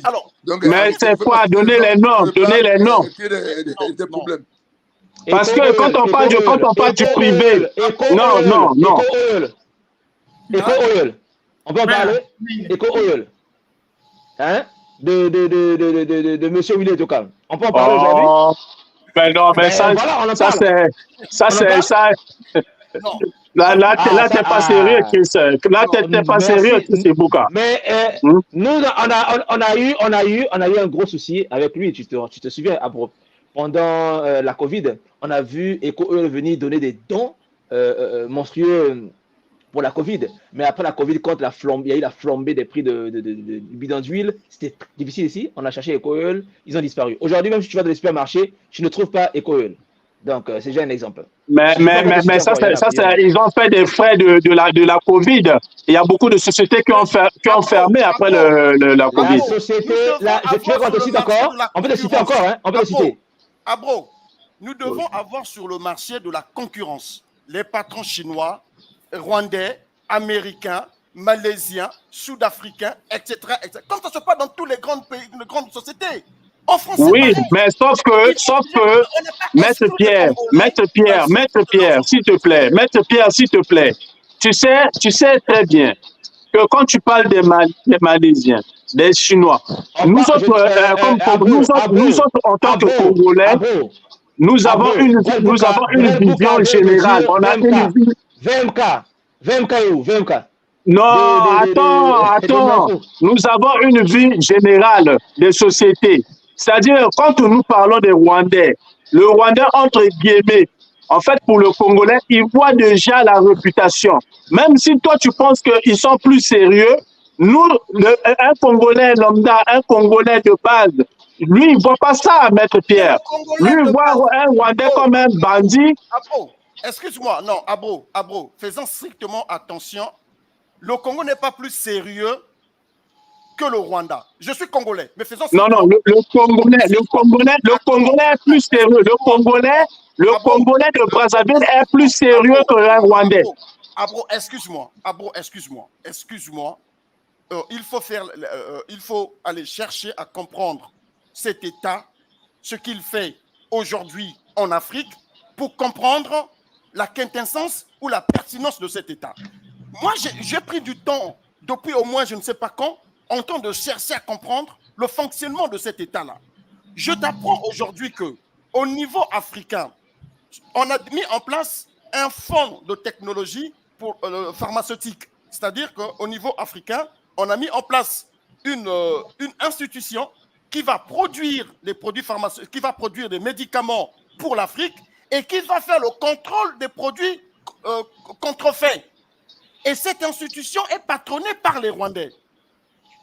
C'est pas Mais tourné. là, tu es en train de me parler d'un État. Moi, je suis en train de te parler des individus.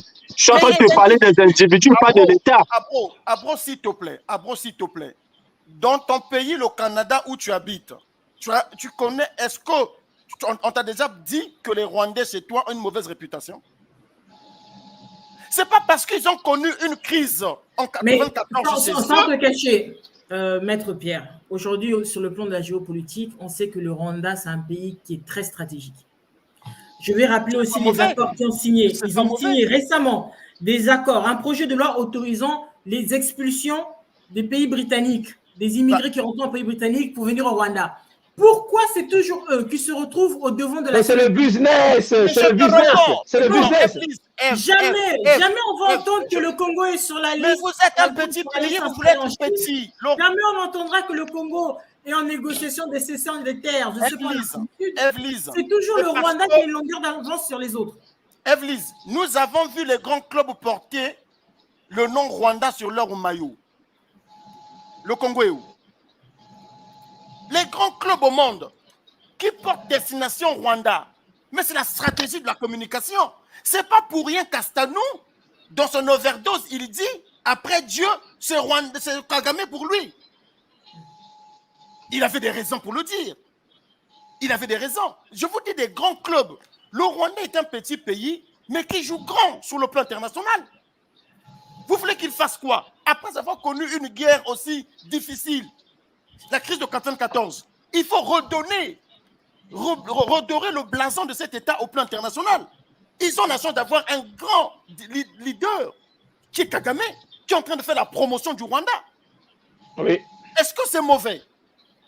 Non, Maître Pierre, c'est pas mauvais, mais le problème qui est là, c'est que nous, en tant que Congolais, on trouve que c'est une honte même pour nous-mêmes en tant que Congolais. Pourquoi nous ne pouvons pas faire, mais pourquoi on ne peut pas faire ce que les autres font? Ce n'est pas de la magie. Est-ce qu'il y a la loi qui suit les Congolais de ce projet ou de tous ces projets? Mais c'est de la concurrence qu'on insuffle sur le marché du Congolais. Oui, mais pourquoi nous ne faisons pas cette concurrence-là? Pourquoi nous, on est incapable de le faire? Mais est-ce que c'est la faute de Rwanda? Cette question, tu la poses à qui? Ah, mais écoute, à nos dirigeants. Est-ce que vous me voyez? Je ne me vois pas sur le coin. Oui, on te voit. On te voit, Edgar. Ah ouais, je suis maintenant là. Ah bro, même à une époque, on mangeait l'arachide qui venait du Sénégal. Vous ne connaissez pas un groupe à Sénégal qui venait sur le marché congolais? Et nous, Maître Pierre, le problème, les Rwandais n'ont rien à faire. Enfin, Maître Pierre, nous avons 10 millions de terres arables, de terres fertiles. Seuls 5% sont utilisés pour une agriculture vivrière. Donc, ce n'est pas la faute du Rwanda. Les Chinois viennent acheter même, louer les terres en France. Si nous ne faisons pas ça, il y a comme les Congolais en France. Nous avons 150 mais Edgar, s'il te plaît. Edgar, s'il te plaît. Pourquoi est-ce que nous, les Congolais, nous ne faisons pas ça dans d'autres pays? Pourquoi nos dirigeants ne vont pas acheter aussi? Pourquoi nos dirigeants ne vont pas acheter ailleurs? Écoute-moi, toi, tu fais taxi au Canada. Le Canadien t'a interdit de faire ton taxi à la course au Canada. Non, ils n'ont pas interdit. Non, ils n'ont pas interdit, mais je dis ceci. Pourquoi est-ce que nos dirigeants ne vont pas, par exemple, en RDC, acheter des terres ou faire quelque chose pour les aussi... Les achètent des maisons en RDC, mais s'ils peuvent acheter des maisons qui sont des terres, c'est leur problème. Pourquoi nous n'allons pas montrer notre... Non, nous n'avons aucune expertise dans aucun domaine. Pourquoi nous n'allons pas... Personne n'a interdit à un Congolais de Brazza d'aller acheter, d'aller louer des terres en RDC. Lucien Ebata, écoute-moi, Lucien Ebata, il n'a pas son entreprise en RDC. Il n'est pas congolais. Ils n'ont pas les gars de la RDC. Les patrons de la société de Lucien Ebata en RDC, c'est un Congolais. Mais avant, Paul Bombi, Paul Bombi au Cameroun, Paul Bombi dans le port du Cameroun. Je te donne même un exemple pour les jeunes Maître Pierre. Tu connais qui est le patron de Microsoft en ce moment-là? C'est un Indien. Tu connais qui est le patron de Google en ce moment-là? C'est un Indien. Il est arrivé aux États-Unis en tant qu'étudiant. Au moment où nous parlons, il est le patron de Google. Voilà. Donc arrêtez avec votre xénophobie.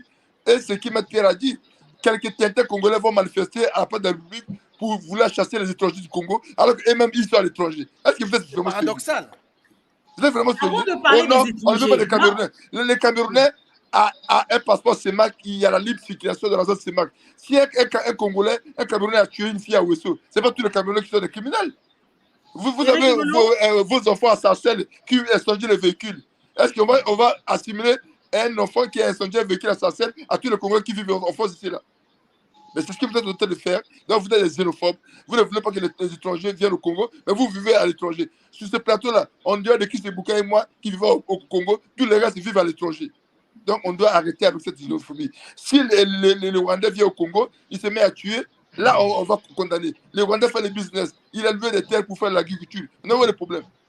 Les Rwandais n'ont pas pu des hectares pour ramener chez lui, où on a ici les drapeaux rwandais sous les terres concédées. Vous dites que non, le Congo a renoncé à la souveraineté de ces terres-là parce que les terres appartiennent au Rwanda. Les terres n'appartiennent pas au Rwanda. Les Rwandais veulent faire du business. Ils ont intérêt de faire comme tous les pays, comme la France, à Total. Est-ce que la France a le pétrole ici là? Elle a Total, non? Total exerce dans le pays où il y a le pétrole. C'est parce que la France a mis la technologie, la France a l'argent pour investir. Il y a même Total en Russie. Mais voilà. Même en Russie, il y a des entreprises étrangères. Voilà. Mais enfin, mais c'est... Eric Lolo, tu souhaitais intervenir avant que je puisse continuer. Evelyse, je pense que, excuse-moi, revenons un peu dans le débat. Moi, je suis assez peiné, je suis triste d'observer, de constater à quel point nous sommes arrivés si bas. Et on oublie même que dans quelques temps, nous allons, il y a des accords de la ZDCAF qui entreront en vigueur. ZDCAF, tout à fait. C'est-à-dire que nous avons la plupart des pays d'Afrique centrale. L'Union africaine, oui. Voilà. Et donc, la plupart des pays de l'Afrique centrale ont donné leur accord pour des libres-échanges commerciaux. Mais on ne va pas faire des échanges qui ne nous seront pas bénéfiques si nous ne produisons rien. Lorsqu'on va ouvrir les frontières, si on ne produit rien, donc nous serons dépendants. Tout à fait. Nous serons nuls. Donc on doit augmenter notre production. Il n'y aura plus de droits de douane. Voilà, il n'y aura plus rien. Les produits vont circuler dans toute l'Afrique centrale. On n'aura plus de droits de douane, il n'y aura plus de... Voilà. Si on n'est pas compétitif... Mais Eric, s'il vous plaît, ce que vous êtes en train de dire là, en fait, pour moi, le problème n'est même pas là, au niveau de faire venir les Chinois, faire venir les Rwandais. Il faut regarder le problème au quotidien. Oui, les Rwandais ont loué des terres, oui. Mais depuis que les étrangers travaillent dans notre pays, depuis que les étrangers louent des terres, depuis que les étrangers font de la production dans notre pays, qu'est-ce qui a changé dans le quotidien du Congolais? Ah bon, nous sommes un pays qui vit sur cette planète Terre. Et la mondialisation, ce n'est pas un mot que Eric Golo a inventé. Nous ne pouvons pas vivre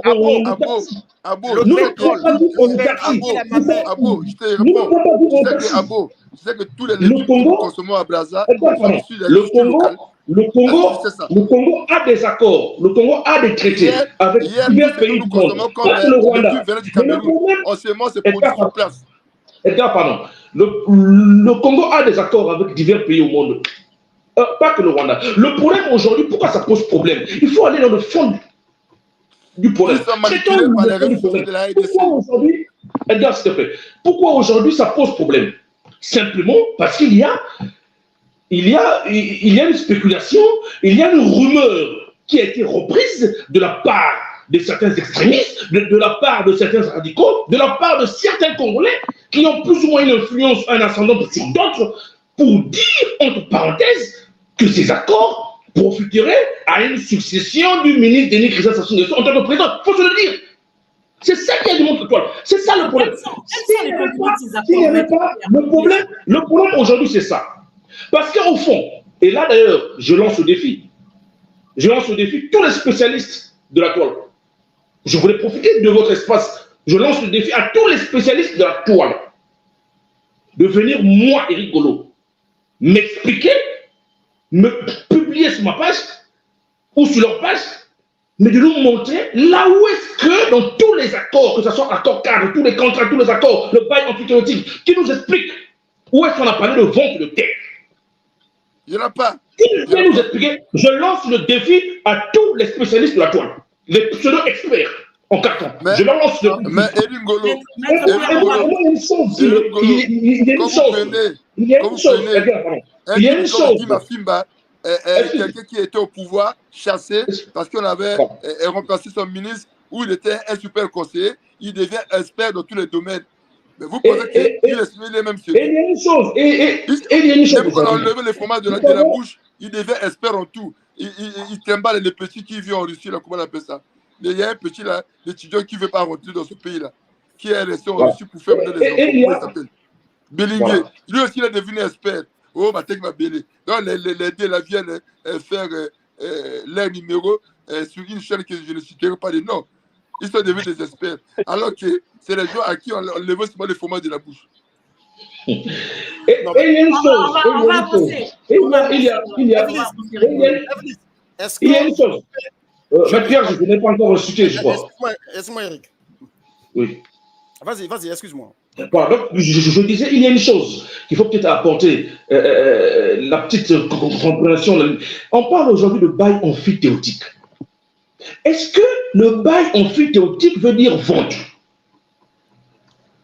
On a expliqué qu'est-ce que le bail emphytéotique. Pour ceux qui ne savent pas, pour les esprits égarés, ils peuvent aller sur Google pour vérifier qu'est-ce qu'un bail emphytéotique. Est-ce que le monsieur que nous avons vu a accès à Google, le village? Pardon? Le monsieur qu'on a vu, le vieux monsieur qu'on a vu tout à l'heure, est-ce qu'il a accès à Google? Mais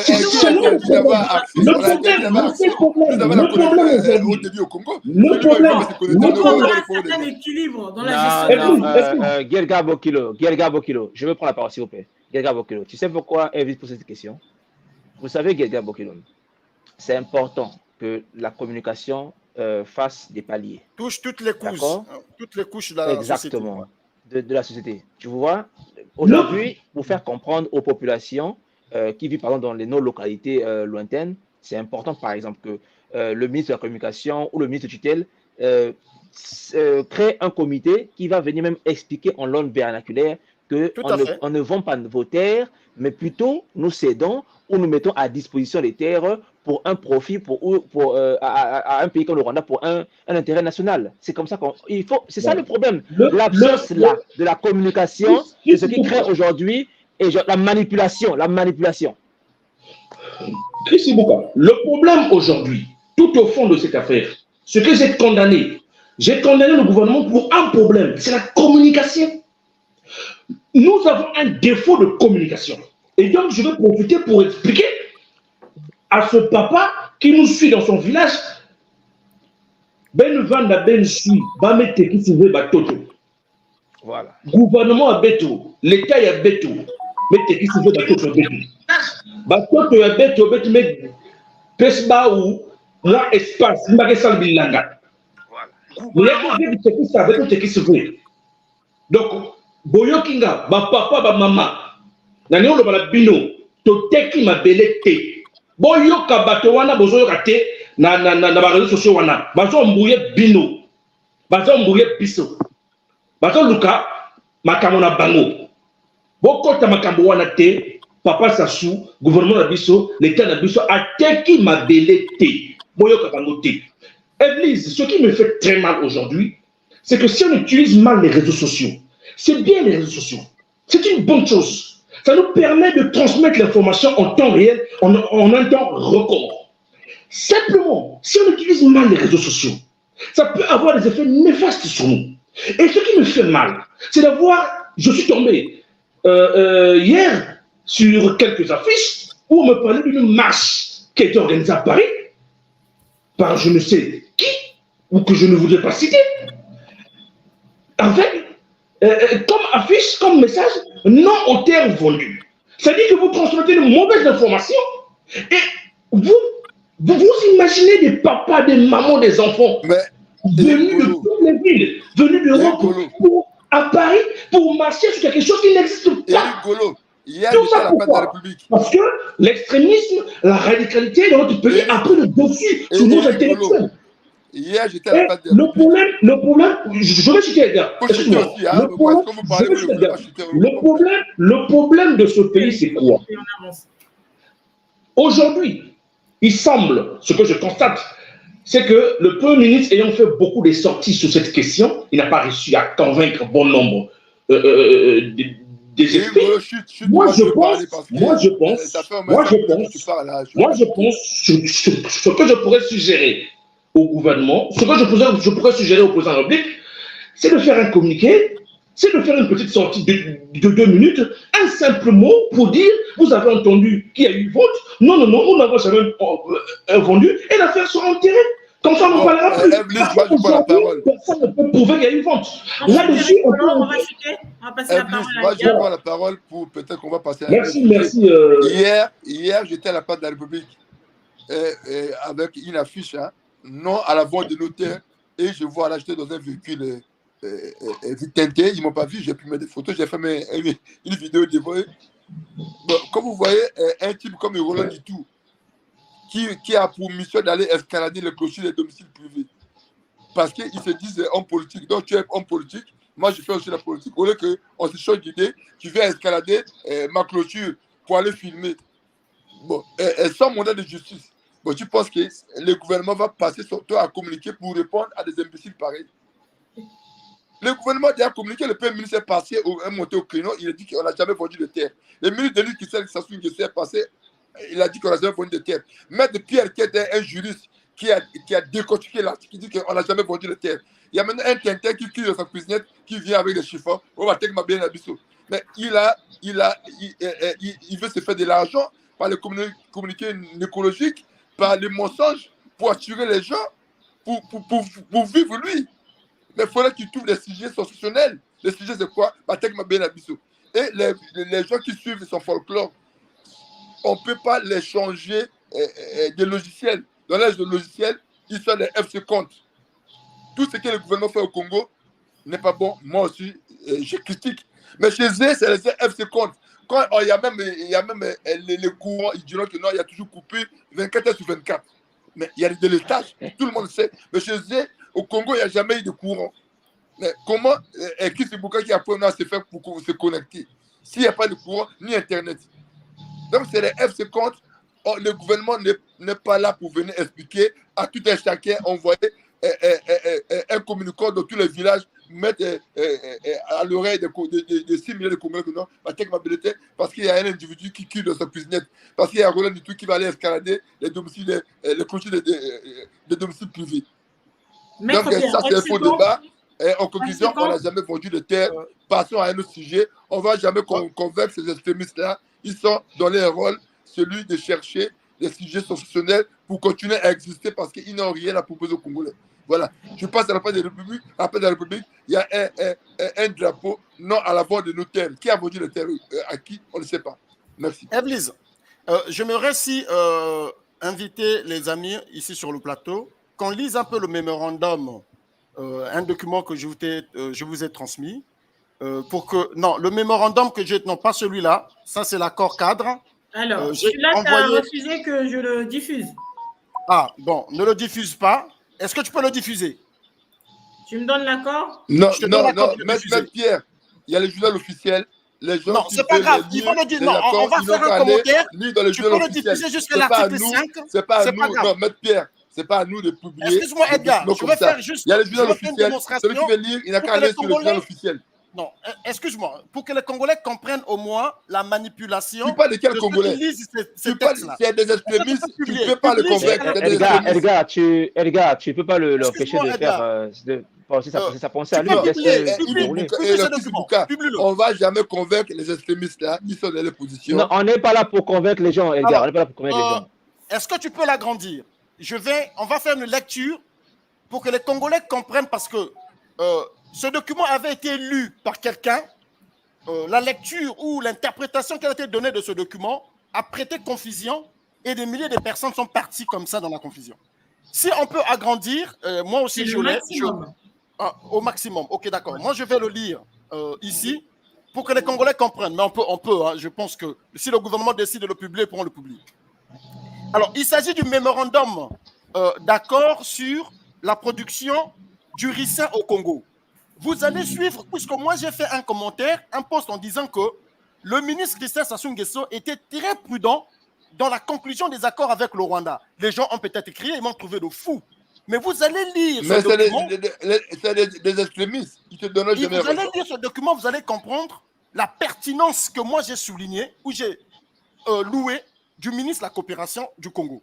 Mémorandum, donc ils ont, voilà, portant sur la culture des plantes à l'huile de ricin au Congo pour la transformation en biocarburant entre la République du Congo et Crystal Venture Limited. Lorsque on dit entre les sous-signés, la République du Congo représentée par M. le ministre de la coopération et de la promotion du partenariat public-privé, M. Denis Christophe Sassou Nguesso, déçu de nommer partenaire public.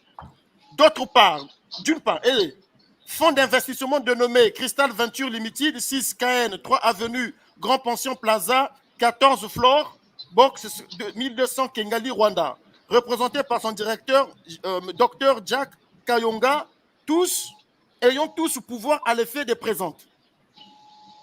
Alors, il est rappelé, exposé ce qui suit. La République du Congo regorge plusieurs terres arables, etc., etc., etc. Ça, je vous en passe. Le plus important, je vais aller sur un paragraphe. On dit ainsi, en vue de préparer un protocole d'accord, il est nécessaire de remplir préalablement. Le mot préalable ici, on a mis en grand caractère. Préalablement les conditions énumérées ci-après. C'est-à-dire que l'État congolais, avant de signer l'accord avec le Rwanda, pose les conditions au Rwanda. Il y en a 3. 3 conditions. Quelqu'un a lu ce mémorandum, mais il a fait une lecture étriquée, juste dans le but de manipuler la population. L'État congolais, avant de signer, se réserve le droit d'opposer d'abord à Crystal Venture de remplir 3 conditions. Si ces conditions sont remplies, on signe le protocole d'accord. C'est ce que dit ce mémorandum. Je pourrais le mettre sur ma page Facebook. Alors, les obligations ont les 2 parties. L'État, on dit, la présente entente a pour objet 150 000 hectares en vue de réaliser la culture de transformation en biocarburant de l'huile de ricin. Article 2, durée. La présente entente est valable 6 mois à compter de sa signature. Il pourra être reconduit pour la même période de manière tacite, sauf dénonciation express, etc. Quelles sont les obligations du Rwanda? Non, du Congo d'abord, du Congo. Pour être clair, le partenaire public qui est le Congo s'engage à identifier et à expertiser les terres agricoles disponibles dans les réserves foncières de l'État, en vue de réaliser ce projet de culture de transformation de l'huile de ricin. 2. Organiser les rencontres avec les collègues du gouvernement. On dit que ce sont des accords opaques. C'est faux. Les accords ont été signés au vu et au su de tous. Ce n'est pas des accords opaques. Accord opaque, on ne sait pas quand est-ce que ça a été signé. Mais ici, on dit bien, organiser des rencontres avec les collègues du gouvernement afin de comprendre et de monter un dossier technique nécessaire à l'élaboration des études de faisabilité. Les obligations du Rwanda, suivez. Article 4, obligation du partenaire privé. Le partenaire privé s'engage à, premier, mettre à la disposition du partenaire public qui est l'État congolais une analyse de rentabilité détaillée. D'abord, une analyse de rentabilité détaillée. Est-ce que ce projet sera rentable? Dites-nous, prouvez-nous, premièrement. Deuxièmement, mettre en place un calendrier précis visant à lancer le projet. Ce qu'on n'entend pas, la planification. Vous devez planifier ce projet pour que nous puissions comprendre la faisabilité de ce projet et de signer l'accord. Ça sont des préalables. Troisième, permettre la visite des projets déjà réalisés par le partenaire privé en vue de toucher du doigt les compétences techniques. Donc, vous devrez nous montrer que vous avez une expertise avérée dans la production du ricin. C'est ce que dit le Congo. Vous devez nous prouver que vous avez une compétence avérée dans la production du ricin. Donc, les experts du Congo vont aller sur le territoire de Kigali, vérifier s'ils ont déjà des pépinières dans le domaine du ricin. Et on dit, et les capacités financières du partenaire privé. Prouvez-nous que vous avez suffisamment de moyens pour que ce projet tienne debout. Voilà. Et lorsqu'on dit, on vous donne un bail amphithéotique de 20 ans, les gens ont crié 20 ans, c'est trop. Mais lorsqu'on crée une entreprise, parce que les gens sont, excusez-moi du terme, les gens sont bêtes ou sont devenus bêtes. Lorsque vous créez une entreprise, ce n'est pas pour 5 ans. Vous allez monter des murs, vous allez recruter des gens. Mais ce n'est pas pour 5 ans, pour 10 ans. Une entreprise, vous savez qu'il y a des entreprises qui datent depuis 1873 qui existent encore. Depuis 1800, Hermès, allez vérifier. Il y a des sociétés qui datent depuis des années, ça fait plus de 3 siècles qu'ils existent. Donc, vous ne pouvez pas dire 20 ans sans renouveler. Ça veut dire quoi? Après 20 ans, on fait quoi? On casse les entreprises, on met tout le monde au chômage. Mais non, une entreprise est censée durer de manière éternelle. C'est le but d'une entreprise. Maintenant, si ça arrive que ça ne marche pas, vous déposez le bilan. Donc, on ne peut pas donner à Crystal Venture la possibilité de s'installer au Congo juste dans un cadre limité de 20 ans. Mais qu'est-ce que vous allez faire des Congolais que vous allez embaucher? Puisqu'on a dit la main-d'œuvre, c'est des Congolais. Donc, ces Congolais seront embauchés que pour 20 ans. Mais non. Si on trouve que l'aventure continue bien, ça se passe bien, on renouvelle encore le bail. Et pour finir, Evelyse, pour ne pas monopoliser la parole, le Congo a signé après ses accords avec le Rwanda un bail amphithéotique avec une entreprise française pour 60 ans ferme. 60 ans. C'est vrai que je dis que le Congo était trop sévère avec le Rwanda. Le Rwanda, on a dit 20 ans à 25 ans. Mais la société française, on a donné 60 ans. Et vous savez combien d'hectares on a donné à la société congolaise, française? Les Rwandais ont eu 75 000 hectares dans le cadre de ce projet du Ricin. Les Français ont eu 70 000 hectares. Je dis de 70 000 hectares. La différence est de 5 000 hectares. Et certaines bouches vont vous dire pourquoi ça ne donne pas des terres au nord. La société française, c'est dans le journal officiel, le bail amphithéotique. Je donne le nom de la société pour qu'ils aillent trouver. Total Neutral Based. Cette entreprise a obtenu un bail amphithéotique de 60 ans dans les plateaux. 70 000 hectares. Vous voyez? Mais le Rwanda a été réduit, entre guillemets, à la portion congrue. On ne peut pas dire qu'il y a l'intention de vendre les terres. Bon, Maître Pierre. Non, s'il te plaît, je vais juste compléter 2 secondes. Maître Pierre, tu vois, quand je te parle, quand on parle du bail amphithéotique, on pense que c'est un mot magique qui allait sortir de, je sais pas, de Harvard. Quand on parle de 20 ans, 25 ans, on pense que c'est assez. Mais il faut poser des questions. Là, c'est les Congolais ne savent pas, ne s'informent pas. Combien, quand on donne un permis pétrolier à Total, à Eni, à Perenco, c'est pour combien d'années? Un permis d'exploration. C'est pour 20 ans, 25 ans ou plus? Mais voilà. Parce que déjà, le minimum de vie d'un puits pétrolier, c'est entre 20 ans et 25 ans. Mais il y a des puits qui font même qui font 100 ans. Il y a des champs pétroliers qui existent depuis 100 ans. On est en Arabie Saoudite. Donc, c'est renouvelable. Il y a même Total en Iran. Il y a Total en Iran. Tout ça, c'est des conneries. Donc, Evelyse, on passe à un autre sujet. Maître Pierre, tu ne pourrais jamais convaincre les gens qui se lèvent le matin à suivre on va bientôt clôturer. On va faire un dernier de 7h à 10h. Donc, des oisifs. De 7h à 10h, ils sont là tous les jours, les mêmes. Ils ne travaillent pas. Ils sont en France de 7h à 11h, en train de suivre un individu qui est dans sa cuisinette. Donc, on ne va jamais le convaincre. Ils sont dans leur fonds de commerce, ils sont dans leur folklore. Passons à autre chose. Les Congolais, dans leur majorité, savent qu'on n'a jamais vendu de terre au Rwanda parce qu'on n'a jamais vu le drapeau rwandais hissé sur un seul kilomètre carré du territoire congolais. Dernier tour de table avant de terminer. Chris Ibouka, le dernier mot? Non, moi, ce que je voulais dire, c'est que moi, je ne suis pas pour ou contre, mais ce que je m'aurais dire, c'est que dans ces accords, il y a certainement des points qui peuvent être bénéfiques aux Congolais ou à la population congolaise, c'est savoir comment les ressortir, comment mettre, parce que après, on peut avoir des gages ou des garanties, mais dans la faisabilité, est-ce qu'on va aboutir à une meilleure gestion ou à un meilleur rendement de ces projets? Ça, c'est un point.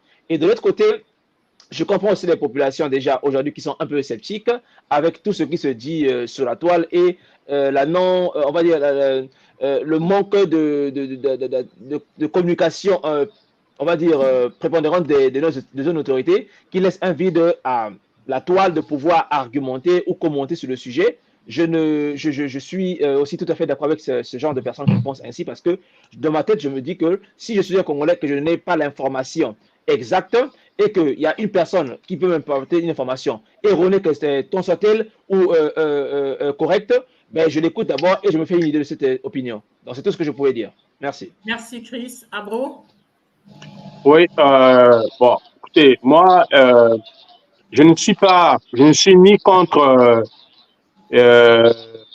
cet accord, je ne suis pas vraiment contre cet accord. Bon, moi, mon seul problème, c'est quoi? Le problème, c'est comme venait de dire Chris sur la gestion. Moi, on a vu, hein, c'est-à-dire moi, là où ça me met un peu mal à l'aise, c'est dans le sens où quelque chose où nous-mêmes, si on est organisé, on peut faire. Et là où vient mettre le bémol dans cet accord, ça montre que nous, les Congolais, en fait, c'est comme si nous, les Congolais, on n'est pas organisés, on n'est pas doués, ou on n'est pas, je ne sais pas moi, pour cultiver nos propres terres. Dans le passé, je vais vous rappeler, dans les années 80, c'est quoi ce genre de cravate que tu portes là? Dans les années 80, nous avions des coopératives. Nous avions des coopératives et ça marchait extrêmement bien. Quand le président avait lancé le plan quinquennal, c'est ça, alimentaire, je ne sais pas, d'ici à 2000, j'ai oublié le terme, si vous pouvez me rappeler ça. L'agriculture, priorité de priorité. Voilà, quand il avait lancé ce truc-là, ça marchait extrêmement, on n'avait pas besoin d'étrangers. On n'avait pas besoin d'étrangers. Et je me souviens... Là, tu es hors sujet. Non, le truc, c'est quoi? C'est que on pouvait faire comme dans le passé, on peut faire comme dans le passé, recruter ou créer des coopératives, donner des moyens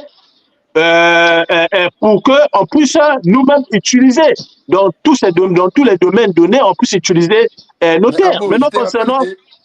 le Congo a 10 millions de terres arables. Il nous reste combien? Si les Rwandais, on a concédé 12 000 hectares, il nous reste combien? Donc, il y a suffisamment de la place pour faire l'agriculture. Edgar, on va pas faire le débat, on va faire le dernier mot. Donc, en gros, moi, ma position est celle-là. Je priorise d'abord les Congolais. Je priorise qu'on donne des moyens à la jeunesse congolaise avant d'aller chercher ailleurs. Voilà. On va aller chercher ailleurs des techniques que nous, on n'a pas, ou on ne peut pas faire. Les trucs que nous pouvons faire nous-mêmes, on n'a pas besoin d'aller chercher ailleurs. Je conclue par là, Evelyne. Merci, Abro. Le mot de la fin, on va donner Eric Ngolo. On tourne. Dernier mot. Merci, Evelyne, déjà de m'avoir invité sur le plateau. Et je remercie l'ensemble des internautes qui ont été connectés pour cette première émission, le bilan. Ils ont été connectés nombreux. Je ne vais pas tous les citer. Brel Bouka, j'ai même vu Brice Mondi Deko connecté sur la chaîne. Écoute, tu n'es pas venu ici pour faire la publicité des gens. J'ai vu qu'ils ont été nombreux connectés sur la chaîne. Je remercie tous de s'être connectés, d'avoir et j'espère qu'ils ont pu soutirer quelque chose lors de notre échange. Et enfin, pour mon mot de la fin, je voudrais le présenter en 3 volets.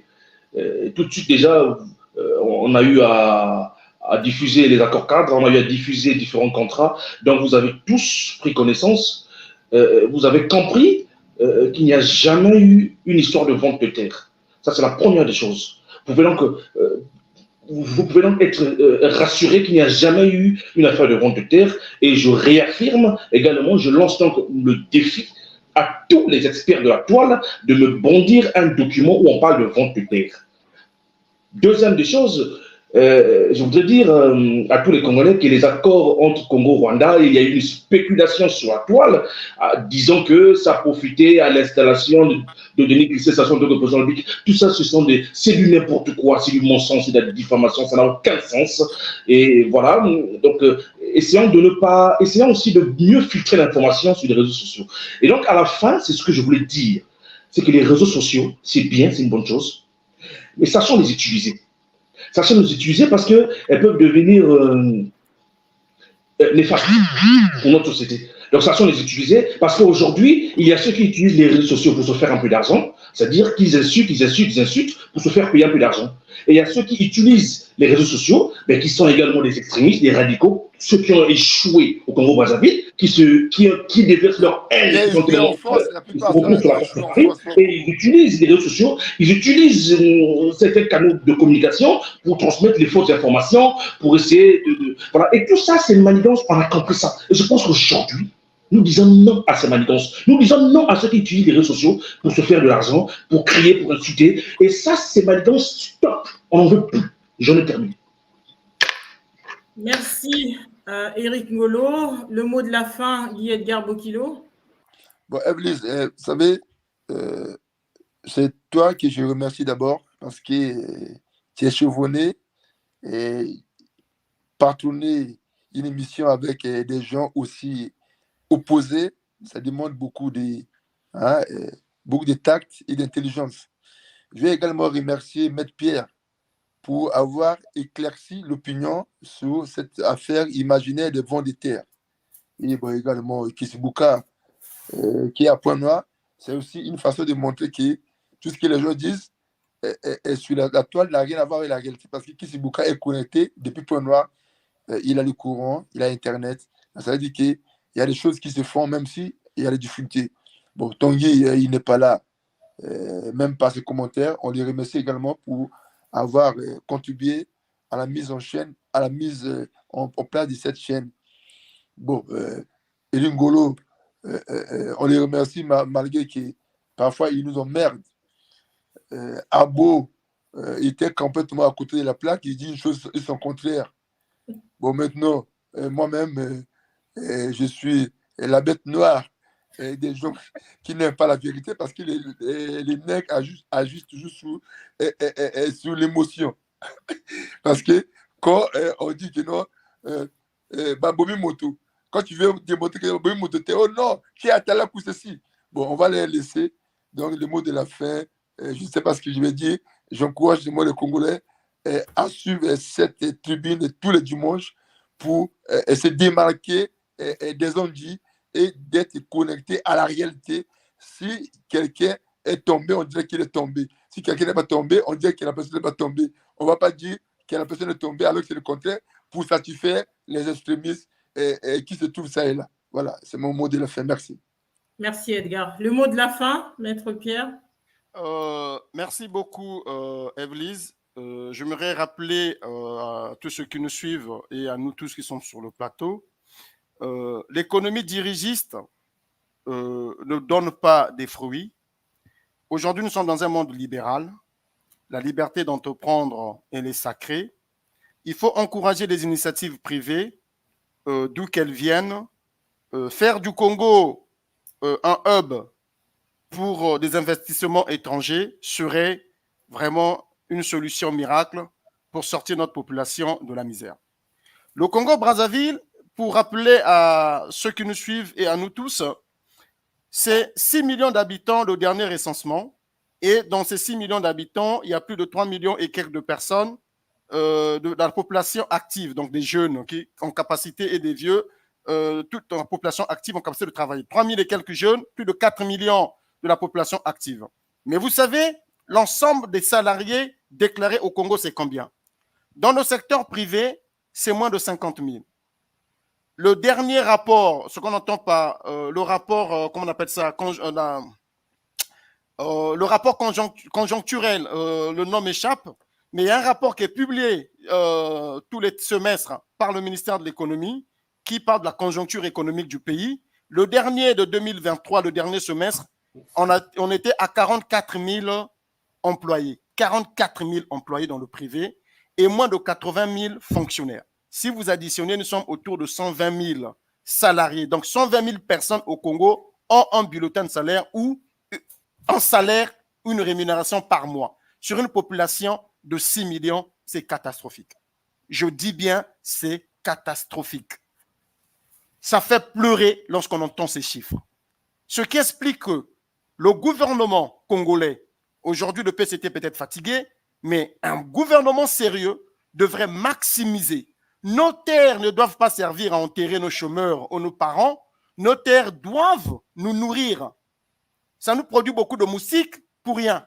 Il faut travailler cette terre pour que nous mangeons, nous profitons de cette ressource qui est la terre, qui est fertile et arable au Congo-Brazzaville.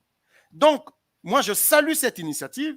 La crainte que moi j'avais, c'est de voir que dans ces accords, s'il y avait plutôt la possibilité que le Rwandais mette sur le territoire congolais une présence militaire pour garantir les investissements comment on appelle ça, de Crystal Venture. Je n'ai pas vu ça dans les accords. On était très prudents. Pas de présence de troupes rwandaises sur le sol congolais. Les investisseurs rwandais qui vont recruter les Congolais seront protégés comme les Français le sont, les Italiens le sont, les Allemands, tout le monde sera protégé de la même manière et les Rwandais aussi, c'est de la même façon. Ce que je demande en sus au gouvernement, c'est de faire la pédagogie de ces accords. Il n'y a rien de grave dans ces accords. Les gens disent pourquoi ce n'est pas rendu public. Je le répète que ces accords, pour que ça rentre en vigueur, il faut que ça soit public. Beaucoup de pays ont signé des accords qui ne sont pas encore connus du public parce que ce n'est pas encore mis en œuvre. Lorsque cet accord sera mis en œuvre, il va falloir que cet accord soit publié parce que le Rwanda sait, pour dépenser son argent au Congo-Brazzaville, il va attendre les instruments de ratification de cet accord par le gouvernement congolais. Voilà. Donc, cette histoire des gens qui crient pour inciter les autres à la violence, ou je ne sais pas, à prendre la rue, faisant strictement attention, on sait au Congo-Brazzaville, lesquels souvent sont victimes de la manipulation. On le sait. Je suis ce Congolais qui pense que notre pays n'a pas besoin de violence. Notre pays a besoin de la réflexion, la vraie réflexion.